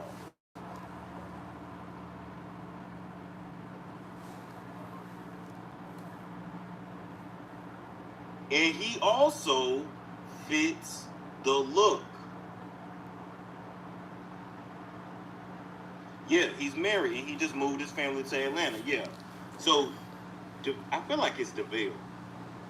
DeVale and Kadeen, they used to stay in New York when they first got on social media. Then I feel like they went to LA, and now I feel like they just moved to Atlanta not too long ago. But DeVale said that Tyler Perry personally asked him to be a part of his television shows. Okay? Personally. Wow. Yeah, they all got that same kind of look. And I don't know what that look is, but like you like, oh, it's like looking at an actor like, oh, that's a Tyler Perry actor. Like you can just kind of tell.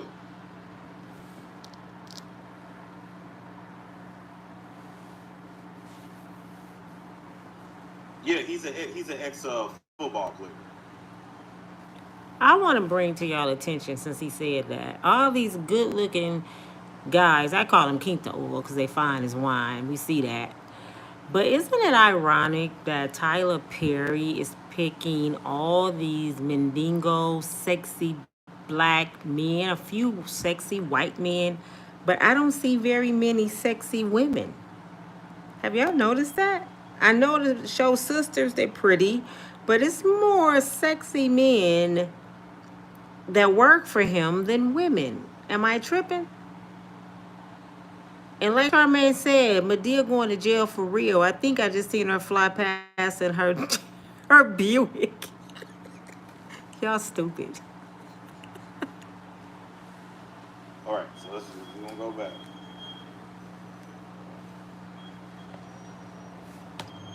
It's gonna be a conversation with you soon. And it won't be a conversation or accusations. Again, I let the statute of limitations run out. It's never been about money. My concern is that this person is still doing it. Still a prepper. And it's not okay. And I wish I was brave enough to speak up back then. I was worried that he would get in the way and try to interfere with my work and try to blackball me because he couldn't ball me.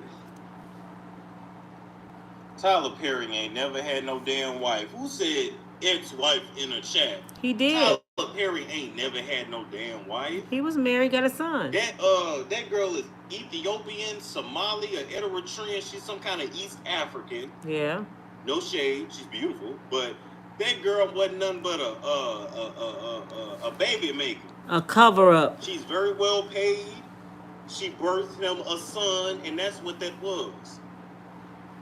She had the right look. She was young enough, and she's quiet. And no, they didn't have sex.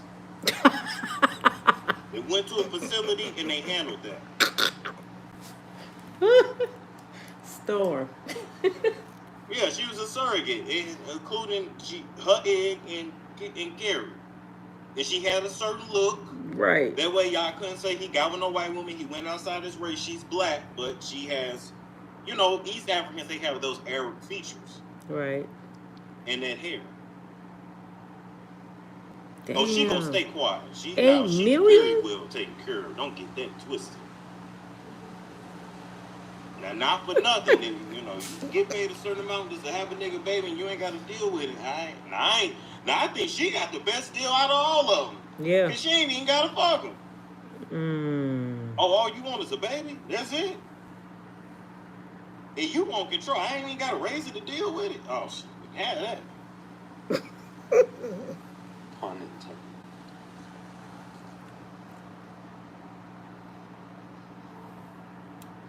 It's going to be a conversation had real soon.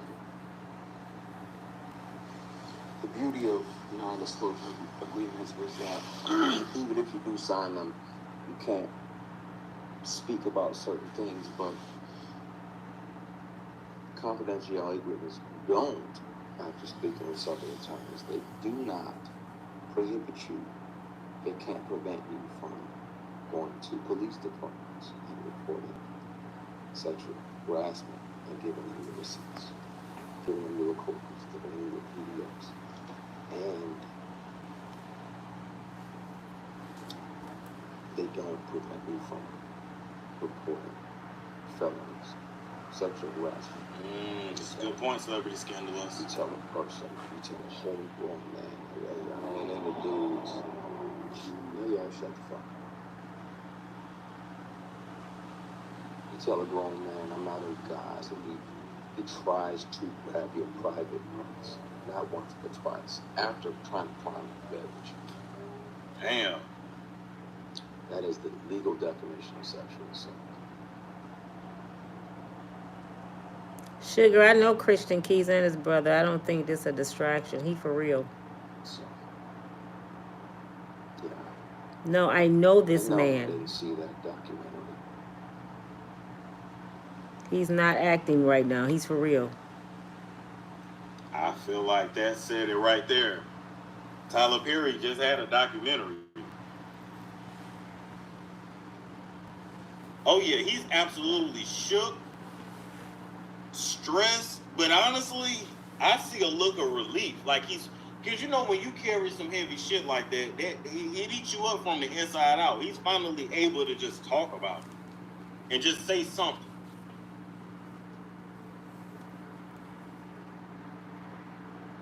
Yeah. Now, speaking of hopping in the bed and carrying somebody to smithereens, y'all remember back when Jamie Foxx had that radio show, The Foxhole, right? Remember The Foxhole? Remember when Corinne Stephens, aka now she's Elizabeth Overseen, so I'm gonna respect her name change, Elizabeth, but back then she was Corinne. Remember when everybody was mad when she called out everybody in the industry? Okay, let's get it. Let's play. First of all, I want to talk about. Nigga, stop. Nigga, shut up, nigga. We got Tigger on the line. Yo, you talking all that shit, man. Talk to him. Tigger, give me something, Tigger. Give me something. First of all, how far you, Mr. Fox? How I'm good. First of all, I want to talk about this skank meat. Skank meat has spoken out against you. Oh, fuck you, Jamie. Yeah, what up? Go ahead, Tigger. Skanky Dank has spoken. Hold on, you and Tigger been fucking for years. Hold on. This is not fair. You know you're right. Superhead. Let Tigger speak. Shut the fuck up, Johnny. I'll fuck you in your ass, too. Swallow your sperm. Okay. Let him speak. Let him speak. Go ahead, Tigger. Go ahead, Tigger. I love Tigger. This is the second time we going back through this. There is never a time in your life when you could say the things that allegedly you saying happened. That's not true. Memorial Day, Miami weekend, I walked into your hotel room and smelled like straight asshole. And then after 2 hours of sucking your dick, you let me see He let me get to the bedroom. I pulled the sheet back so there was blood all over the sheets. And then I seen your asshole and it was cut to the white meat. Let's be honest here. If we're gonna talk about it, let's talk about it. Let's talk about it. That didn't happen. That did not happen. Let's talk about it, Tigger. Do y'all believe Corinne? Let's talk about it. Let's talk about it. What? First off, she said she sucked his D for 2 hours. Remember, she said one dude, he had her in the limo, and she literally sucked his D until her nose bled, and he still wasn't coming. But you know, when you hopped up on drugs, you really can't come. You really get head forever when you This Superhead, y'all. The girl called Superhead. And then they take all kinds of like ED medications too, so they can really keep going, especially when they do orgies and shit. Yeah, 2 hours was crazy. Yeah. Then got to the bedroom, seen the blood in the sheets, and said his ass was to the white meat.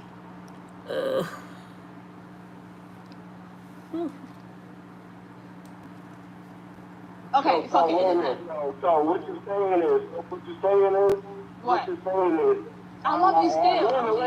I just want to analyze what you're saying.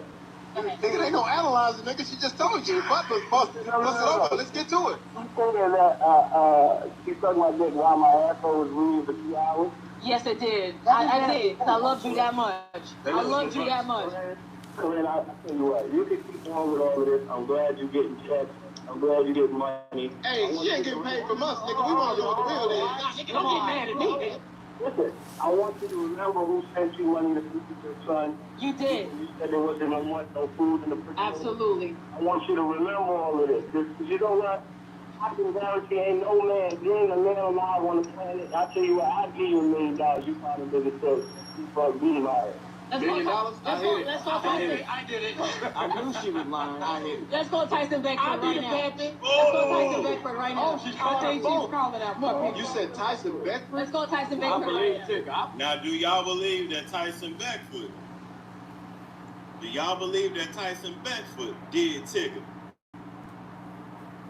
That's crazy, man. Corinne was ruthless. She was no joke. I'm surprised she never came up dead. I'm not gonna hold you, but I guess that would have been too obvious.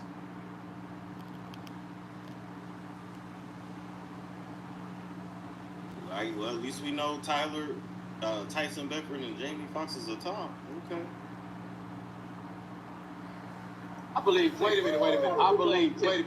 Fuck that. I need quiet right now. Ain't no shame in it, baby. I need quiet right now. I believe. Hold on, everybody. Listen. Let me say this. I love women. I love women that love women. I've never in my life had a man behind me. I've never gotten behind a man. That's not how I do. You take it on your back, baby. Damn. I hate to say it, but I feel like this is the first time I watched Mike Tyson fight Evander Holyfield. I couldn't believe it. Listen, and I mean this to my heart. I'm not here to argue with her about it. You better. You know why? You know I don't have to? Because she's a skank. It's not true. Two times, tell them it ain't true. You're right. You're right. It's not true. At all. It's all a lie. It's not all true. So it really doesn't matter. You can keep telling the story. I tell you what, you present some evidence. You show me where it happened. Show me the blood. Show me any dude. Find me a dude that told me he got with me. You want me to find you a dude, nigga? Find a dude. Yeah, bitch. Okay, at the end of the day, the truth of the matter is that the blood. Yo, Tigger, it's fun. All right, that's all I can play of that. Now let's go back. Yeah, NDA and confidential agreements do not cover crimes and don't prevent you from taking all your evidence to the police when there was a public record. So at some point really soon, this conversation is going to happen because it's fucking. It's bothering. It needs to happen. Y'all gonna be disappointed in who it is because y'all been fooled. But it's gonna have to happen.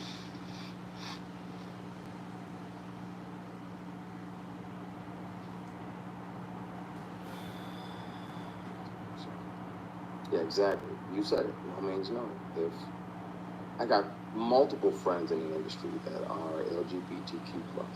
I've had drinks with a castmate and his boyfriend. I don't give a fuck who they sleeping with. I don't give a flying fuck at a rolling donut who these people are sleeping with. How do you treat me as a human being? That's what matters to me. That'll be the only thing that affects how I treat you. If you're respectful of my boundaries, then I can have a drink with you and your girlfriend or you and your boyfriend. I don't care. I don't have heaven to send you to when you leave here. That's God's job to judge you. But what we not gonna do, we're not gonna try to force. Nah, man. It's taking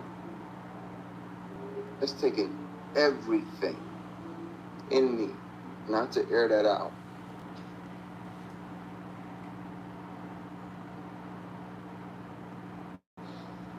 Everything. I've been carrying this with me for a decade and a half.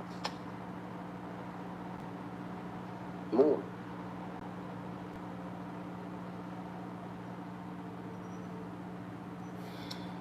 I'm gonna get off of that subject.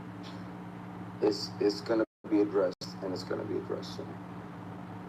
And if anybody has a problem with me telling the truth about predators in this industry, then they are truly part of the problem. And I'll say that out front, so that when certain people who are worried about their work that are tied to this person or whatever, it's because they're selfish and they're worried about work. You can't treat people like that. And when I'm the boss, when I'm CEO, when I can make any TV show and film that I want, people are gonna be able to come work with me and know that they don't have to worry about bullshit. They don't have to worry about opportunities being tied to sexual favors. They don't have to worry about being sexually harassed and intimidated and bullied because they didn't acquiesce to the sexual harassment or the attempted sexual assault or any of that. They're gonna be able to show up and work and create amazing and great stuff without that. I was on a show, and if I had done what this actress did, just switching lanes, if I had done what she did, I'd never work again and I'd be in jail. She used to come up and pat me on the jump, like pat my penis, like, ooh, okay, I see that print. And I checked her, I grabbed her hand right away, checked her, like, what the fuck are you doing? And then, okay, I'll do that shit, I'm going to jail. What are you doing? She did it again. Grabbed her hand, I was like, stop, that shit ain't funny. We're preparing for a scene, she walks past, cups my equipment, and it's like, oh, you got some girth. Now, who do y'all think that is? We were preparing for a scene, so they did a scene together. Who do y'all think that is? Think it's Tiffany Haddish? Cassie Davis? Most definitely Do you Tiffany. think it's Eva Marcel? They're on All the Queen's Men together. However, Tiffany. That's his show, so I feel like he would have just fired her if that's the case.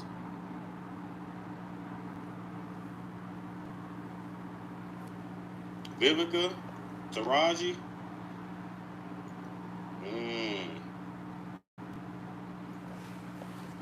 When I tell you, had that been a dude, I'd have punched them in their motherfucking mouth.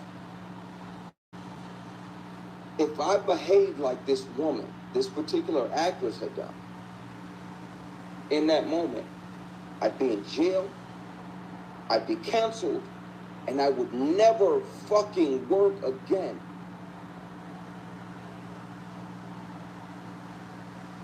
You don't get to walk past somebody and be like, oh, that's nice, and pat them on their fucking private.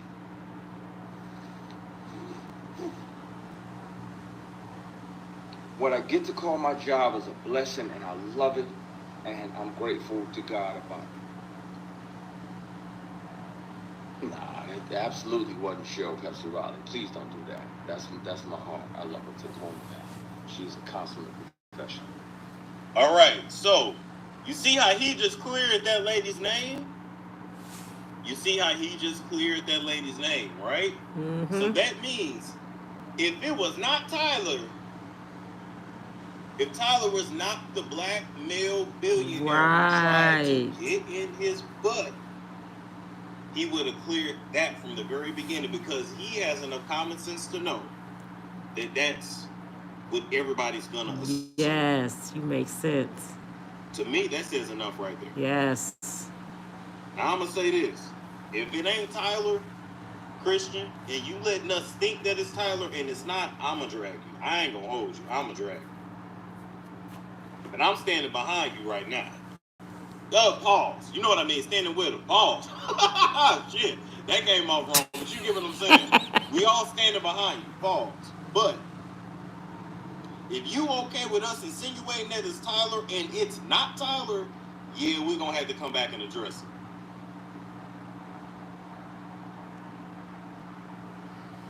Wow. Y'all laughing your ass over that. But I believe it's Tyler. Of course. Who else? Mm-hmm. Tyler, Robert M. Smith, this is just my belief. All allegedly, but still. Yeah, we got his back. Yeah, bad timing. Yeah, I know, but you get what I'm saying. You get what I'm saying. It was another project. It was a TV and film project, and she felt entitled to do that bullshit. Now,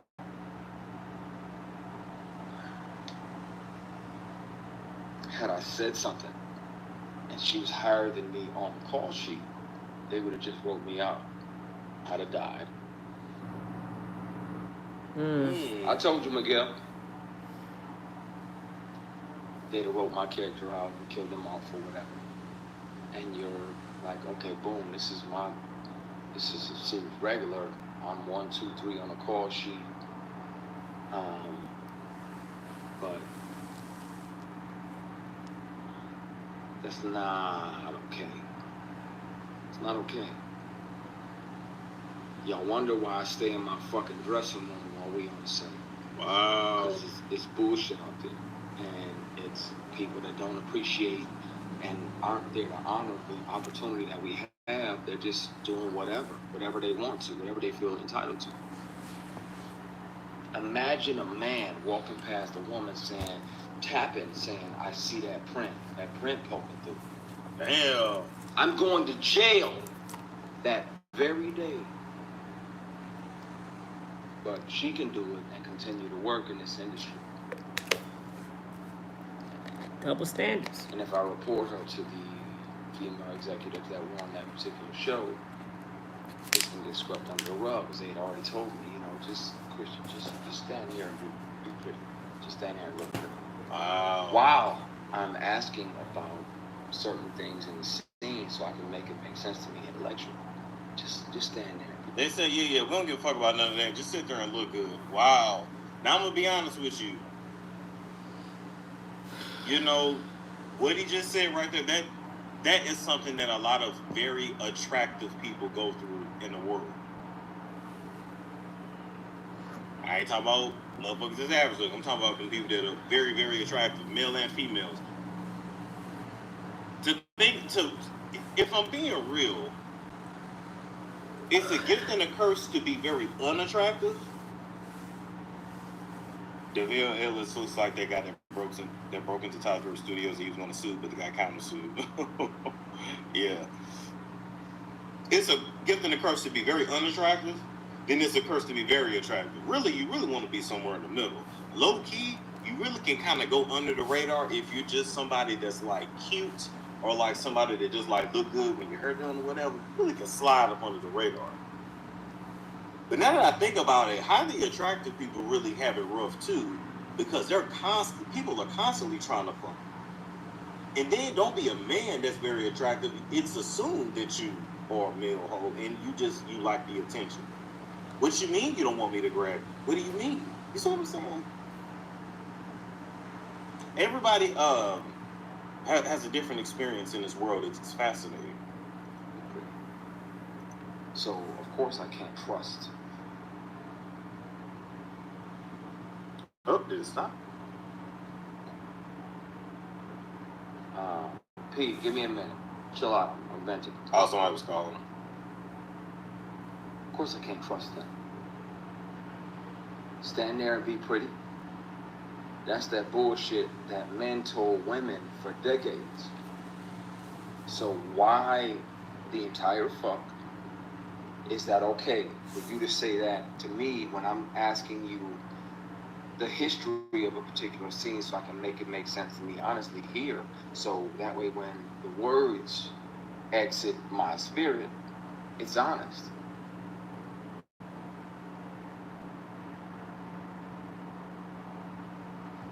A few people calling me right now because they're probably seeing this and they're wondering if I'm actually going to tip the can over, and I want to. I fucking want to so bad because I'm tired of carrying it.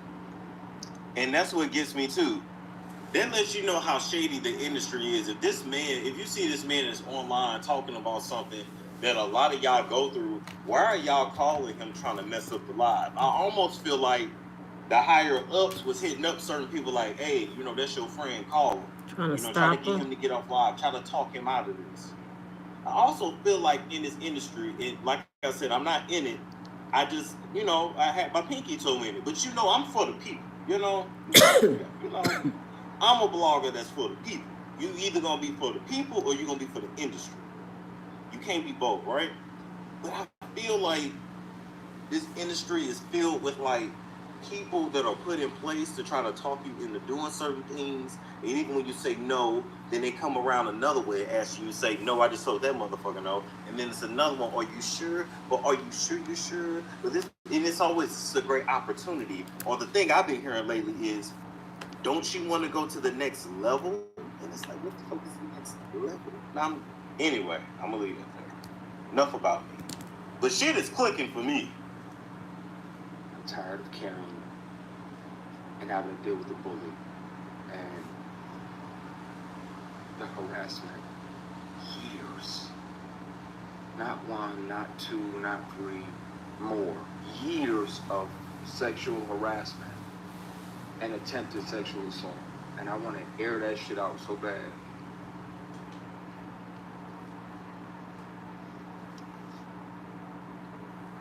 I'm having a night, clearly.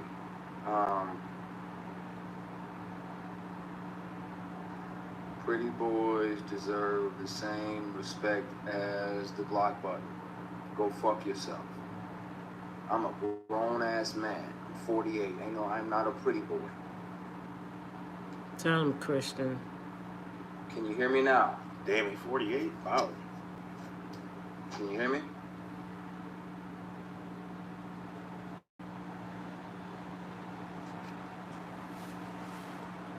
Hello? Can you hear me now? Okay, some people can hear me. Can you? Good. Yeah. It's not, yeah. And if you know me, then you know I'm a grown man. Don't call me pretty. That's bullshit. So, yeah, I needed to vent and get some of this out of my system because there's a vitriol that you carry when you deal with this. And there's a trauma that comes with it because you never know. Like, okay, is this me legit? Or is this some bullshit? Is this another one of those meetings where you meet with a black billionaire businessman and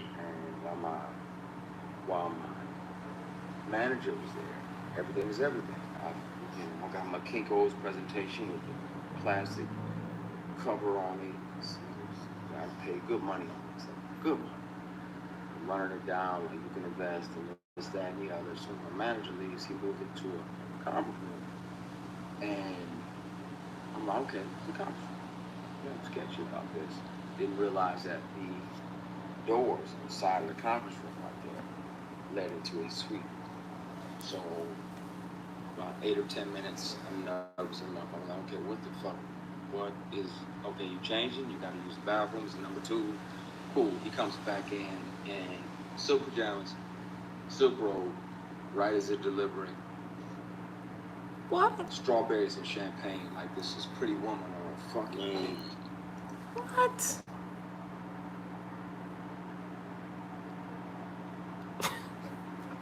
Nah, I'm like, wait, whoa, this ain't that. This, I'm not him, and this ain't that. I'd love for you to invest in my company. He probably should have, because he would own a piece of All the Queen's Man. The books have already sold. The 6 or 8 books I'm about to release. All of that. He would have had a piece of all of that monetarily, but he didn't. He was thinking with his dick. And yeah, he came back in, grabbed a strawberry, sat down, and I was like, yeah, I'm leaving. You got my presentation involved. He's like, are you sure? I said, yeah. Yes, I'm sure. I'm sure. He's like, are you sure? That second, are you sure, means if you don't stay and do what I want, you're not going to get what you're hoping. Right. Oh. Now, this particular guy's out here.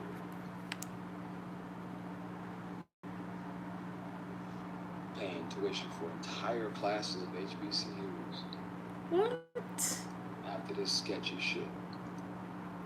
Come on, y'all. Come on.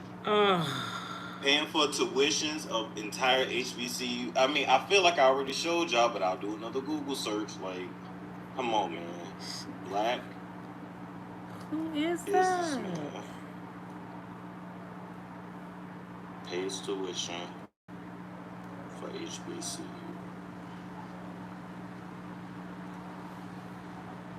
Come on, man. Come on, man. Robert Smith. It's the first name that comes up. Get the hell out Now of he here. could be talking about Diddy as well. Whoa. But when I Google it, this is the name that comes up. The man I just showed y'all that got the, you know, the white guy.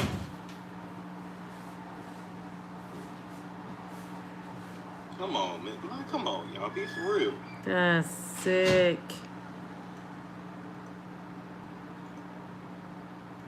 I want to hear him out too. I'm just tired of carrying this bullshit with me. I'm tired. There are wolves in the hen house. And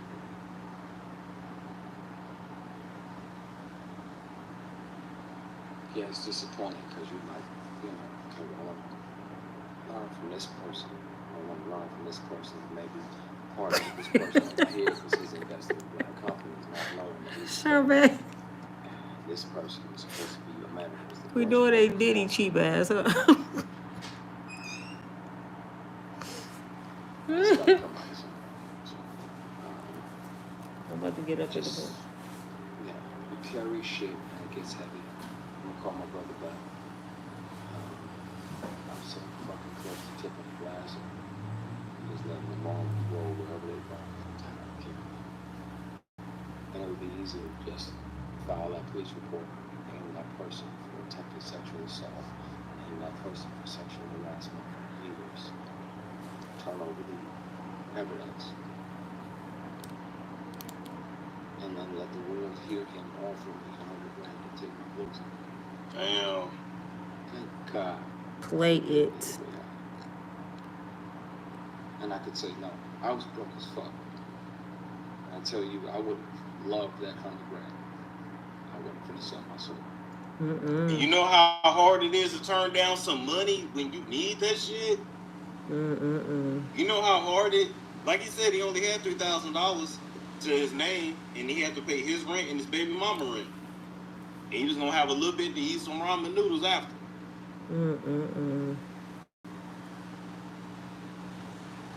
Imagine you broke. Not me. I ain't speaking that over me. Just imagine. And somebody offer you $100,000 just to take your clothes.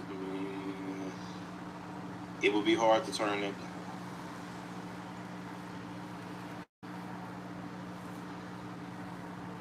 A lot of y'all have bust your coochie open for less. Some of y'all sold y'all shit for $40. Less. That's crazy. I'm gonna log off before I spill this shit, man. Fuck up the year. Fuck up 2024. Because if you think that Diddy shit was crazy, We ain't seen nothing. you'll be up on here. But this conversation is gonna happen. I'm gonna head down there. I've already been down to I stopped at the parking lot once, and the other time I made it into the lobby of the police station. Found and my computer. Thank you, Charmaine. All the recordings. Like I said. You're so sweet. Thank you, thank you. I started carrying. I carry a keychain.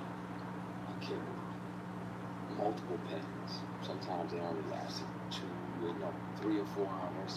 Sometimes you had to pull a AAA battery from. You could hear police officers, person, you know. I hope y'all enjoyed this long video. And I suggest that too. That's why I'm cautious too. People, email my manager or my booking agent, whoever, like, hey, I want Christian to be my mentor. I'm afraid to mentor anybody. On set, if we're working on a project together, or you're working on a project I created, ask me what you want to ask me. Individually, separately, I'm afraid because of the bullshit that I had to deal with. And you got these predators still running around, still fucking over people, still screwing people over. And I'm gonna, at some point soon, I'm gonna air this shit out. You just gotta ask yourself, are you ready? Because y'all deifying some of these people. Y'all made them almost. I said what I had with recordings. You said don't say what you have with. I have all of it, layered and stacked and proof. You're allowed to record yourself when you feel unsafe. Yep. I have all of it. I have all of the inappropriate moments and offers and bullshit. Wow. I'm not sorry. Don't say that. I'm with the shit. I'm tired of carrying it. I saw what they did to Terry Crews when he didn't say anything. And yeah, like that doesn't make it comfortable for you to be like, man, I really want to tell the truth about this because I'm sure this person is still out here doing the same thing. And if not, what has he done over the last 15 years? Excuse me. I need to sneeze. Sorry, I have allergies. I usually sneeze twice. What has this person done over the years? That was such a light with other people. When he's on recording, talking about how he's got multiple guys on payroll for 6 figures a year to pop up and hold their ankles. Damn.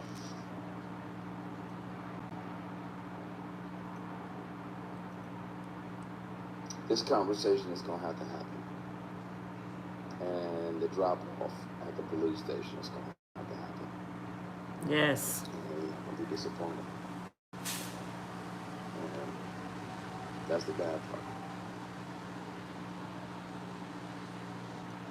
Because a lot of y'all are like, man, no, not him. Yeah, him.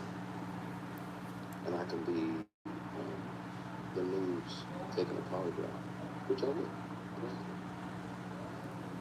I'll pass everyone, and some of y'all are still don't believe it. Stop being funny. You just human.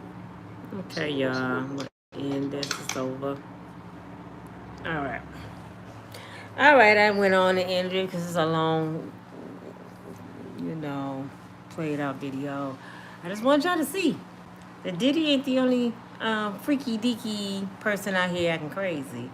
And I'm starting to, you know what? He taking us on a roller coaster ride, y'all, because I'm starting to think, is it Tyler Perry? Because he said we're going to be shocked. And a lot of people ain't going to be shocked about Tyler Perry. So who could it be that we look up to? I don't look up to none of them. But people we look up to in the industry, and we're going to be shocked. but he a billionaire.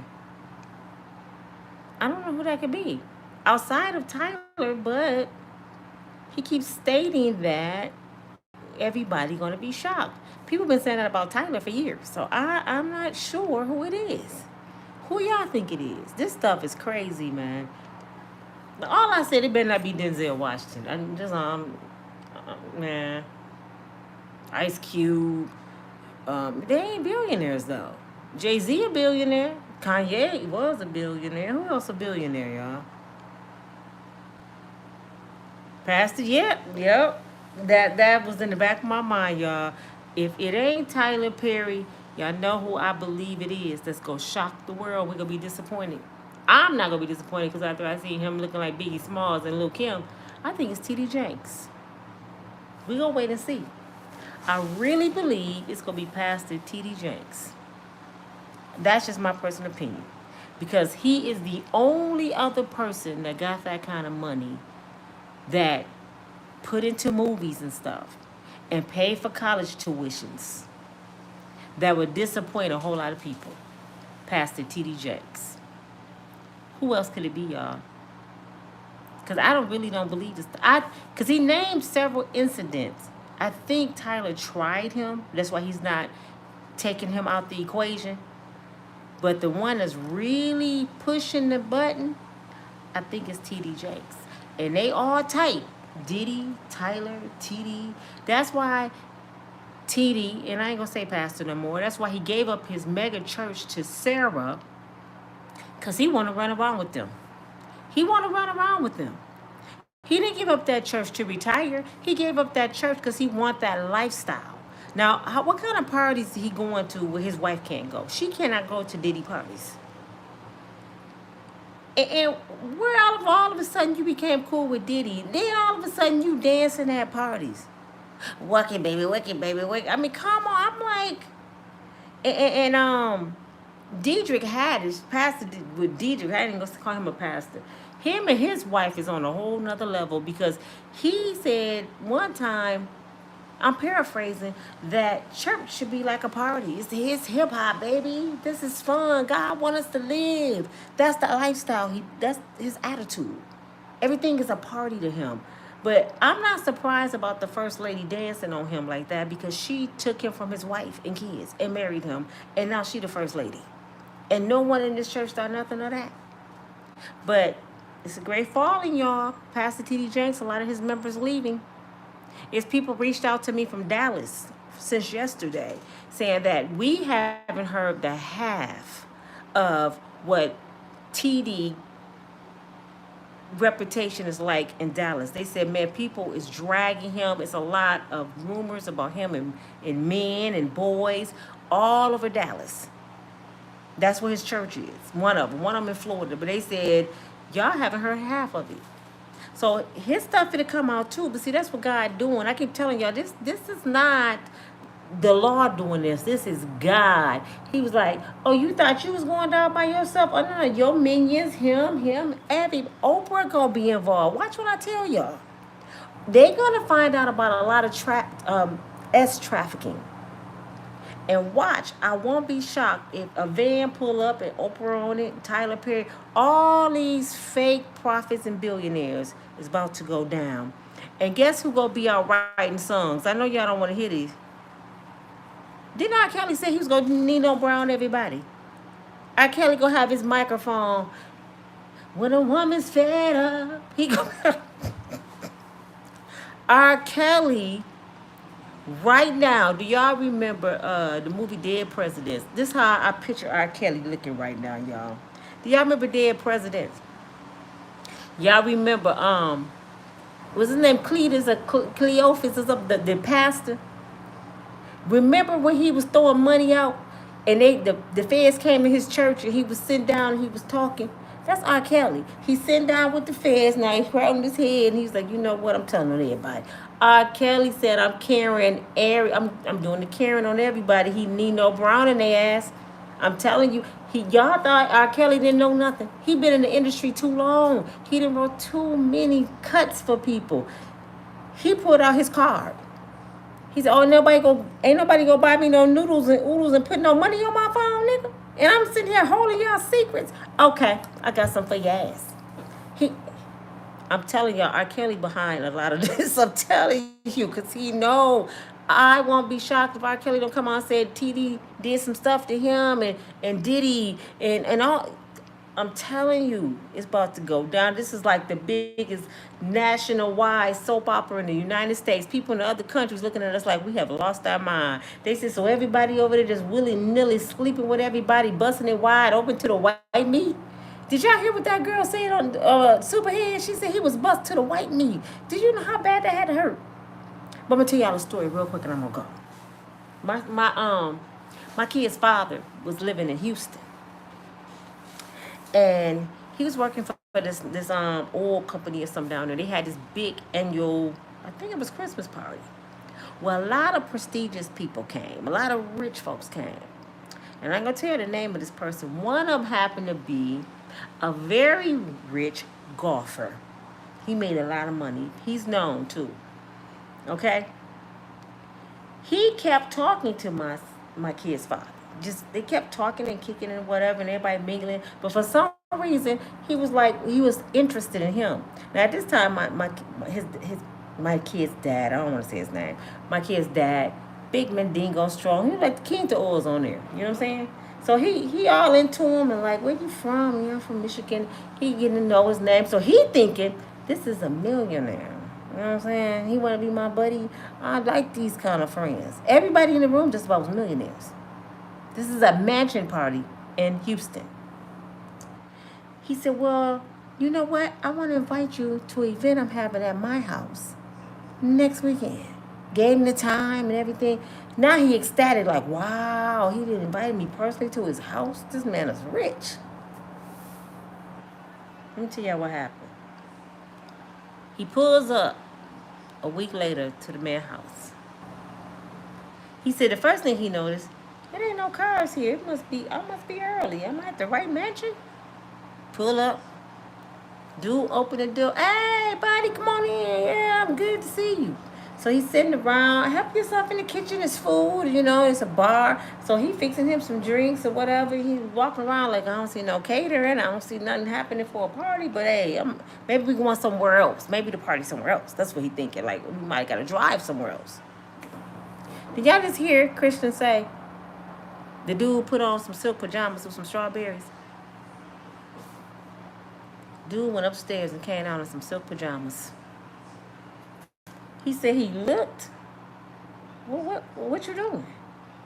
Oh, I thought me and you can just get to know each other and relax and kick it for a little bit, talk about some money and some investments.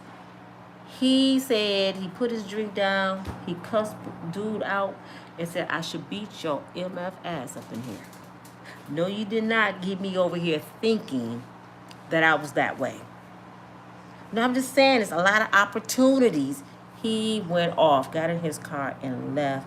Cussed out the person who hosted the party he was at before and told him about dude.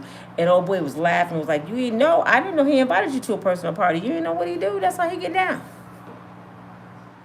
So this happens constantly. These men are cutting into men more than they cutting into women. So you women run around here mad at other women, thinking that somebody wants your man. Cause you better be mad at your neighbor, at your boss, sometimes your cousin.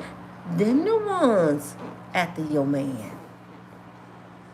You got to be more worried about a man taking your man than a woman nowadays. Because men come hard. See, most women ain't got no money to be giving up. They might buy you a few pairs of gym shoes or some, something to eat and cook for you.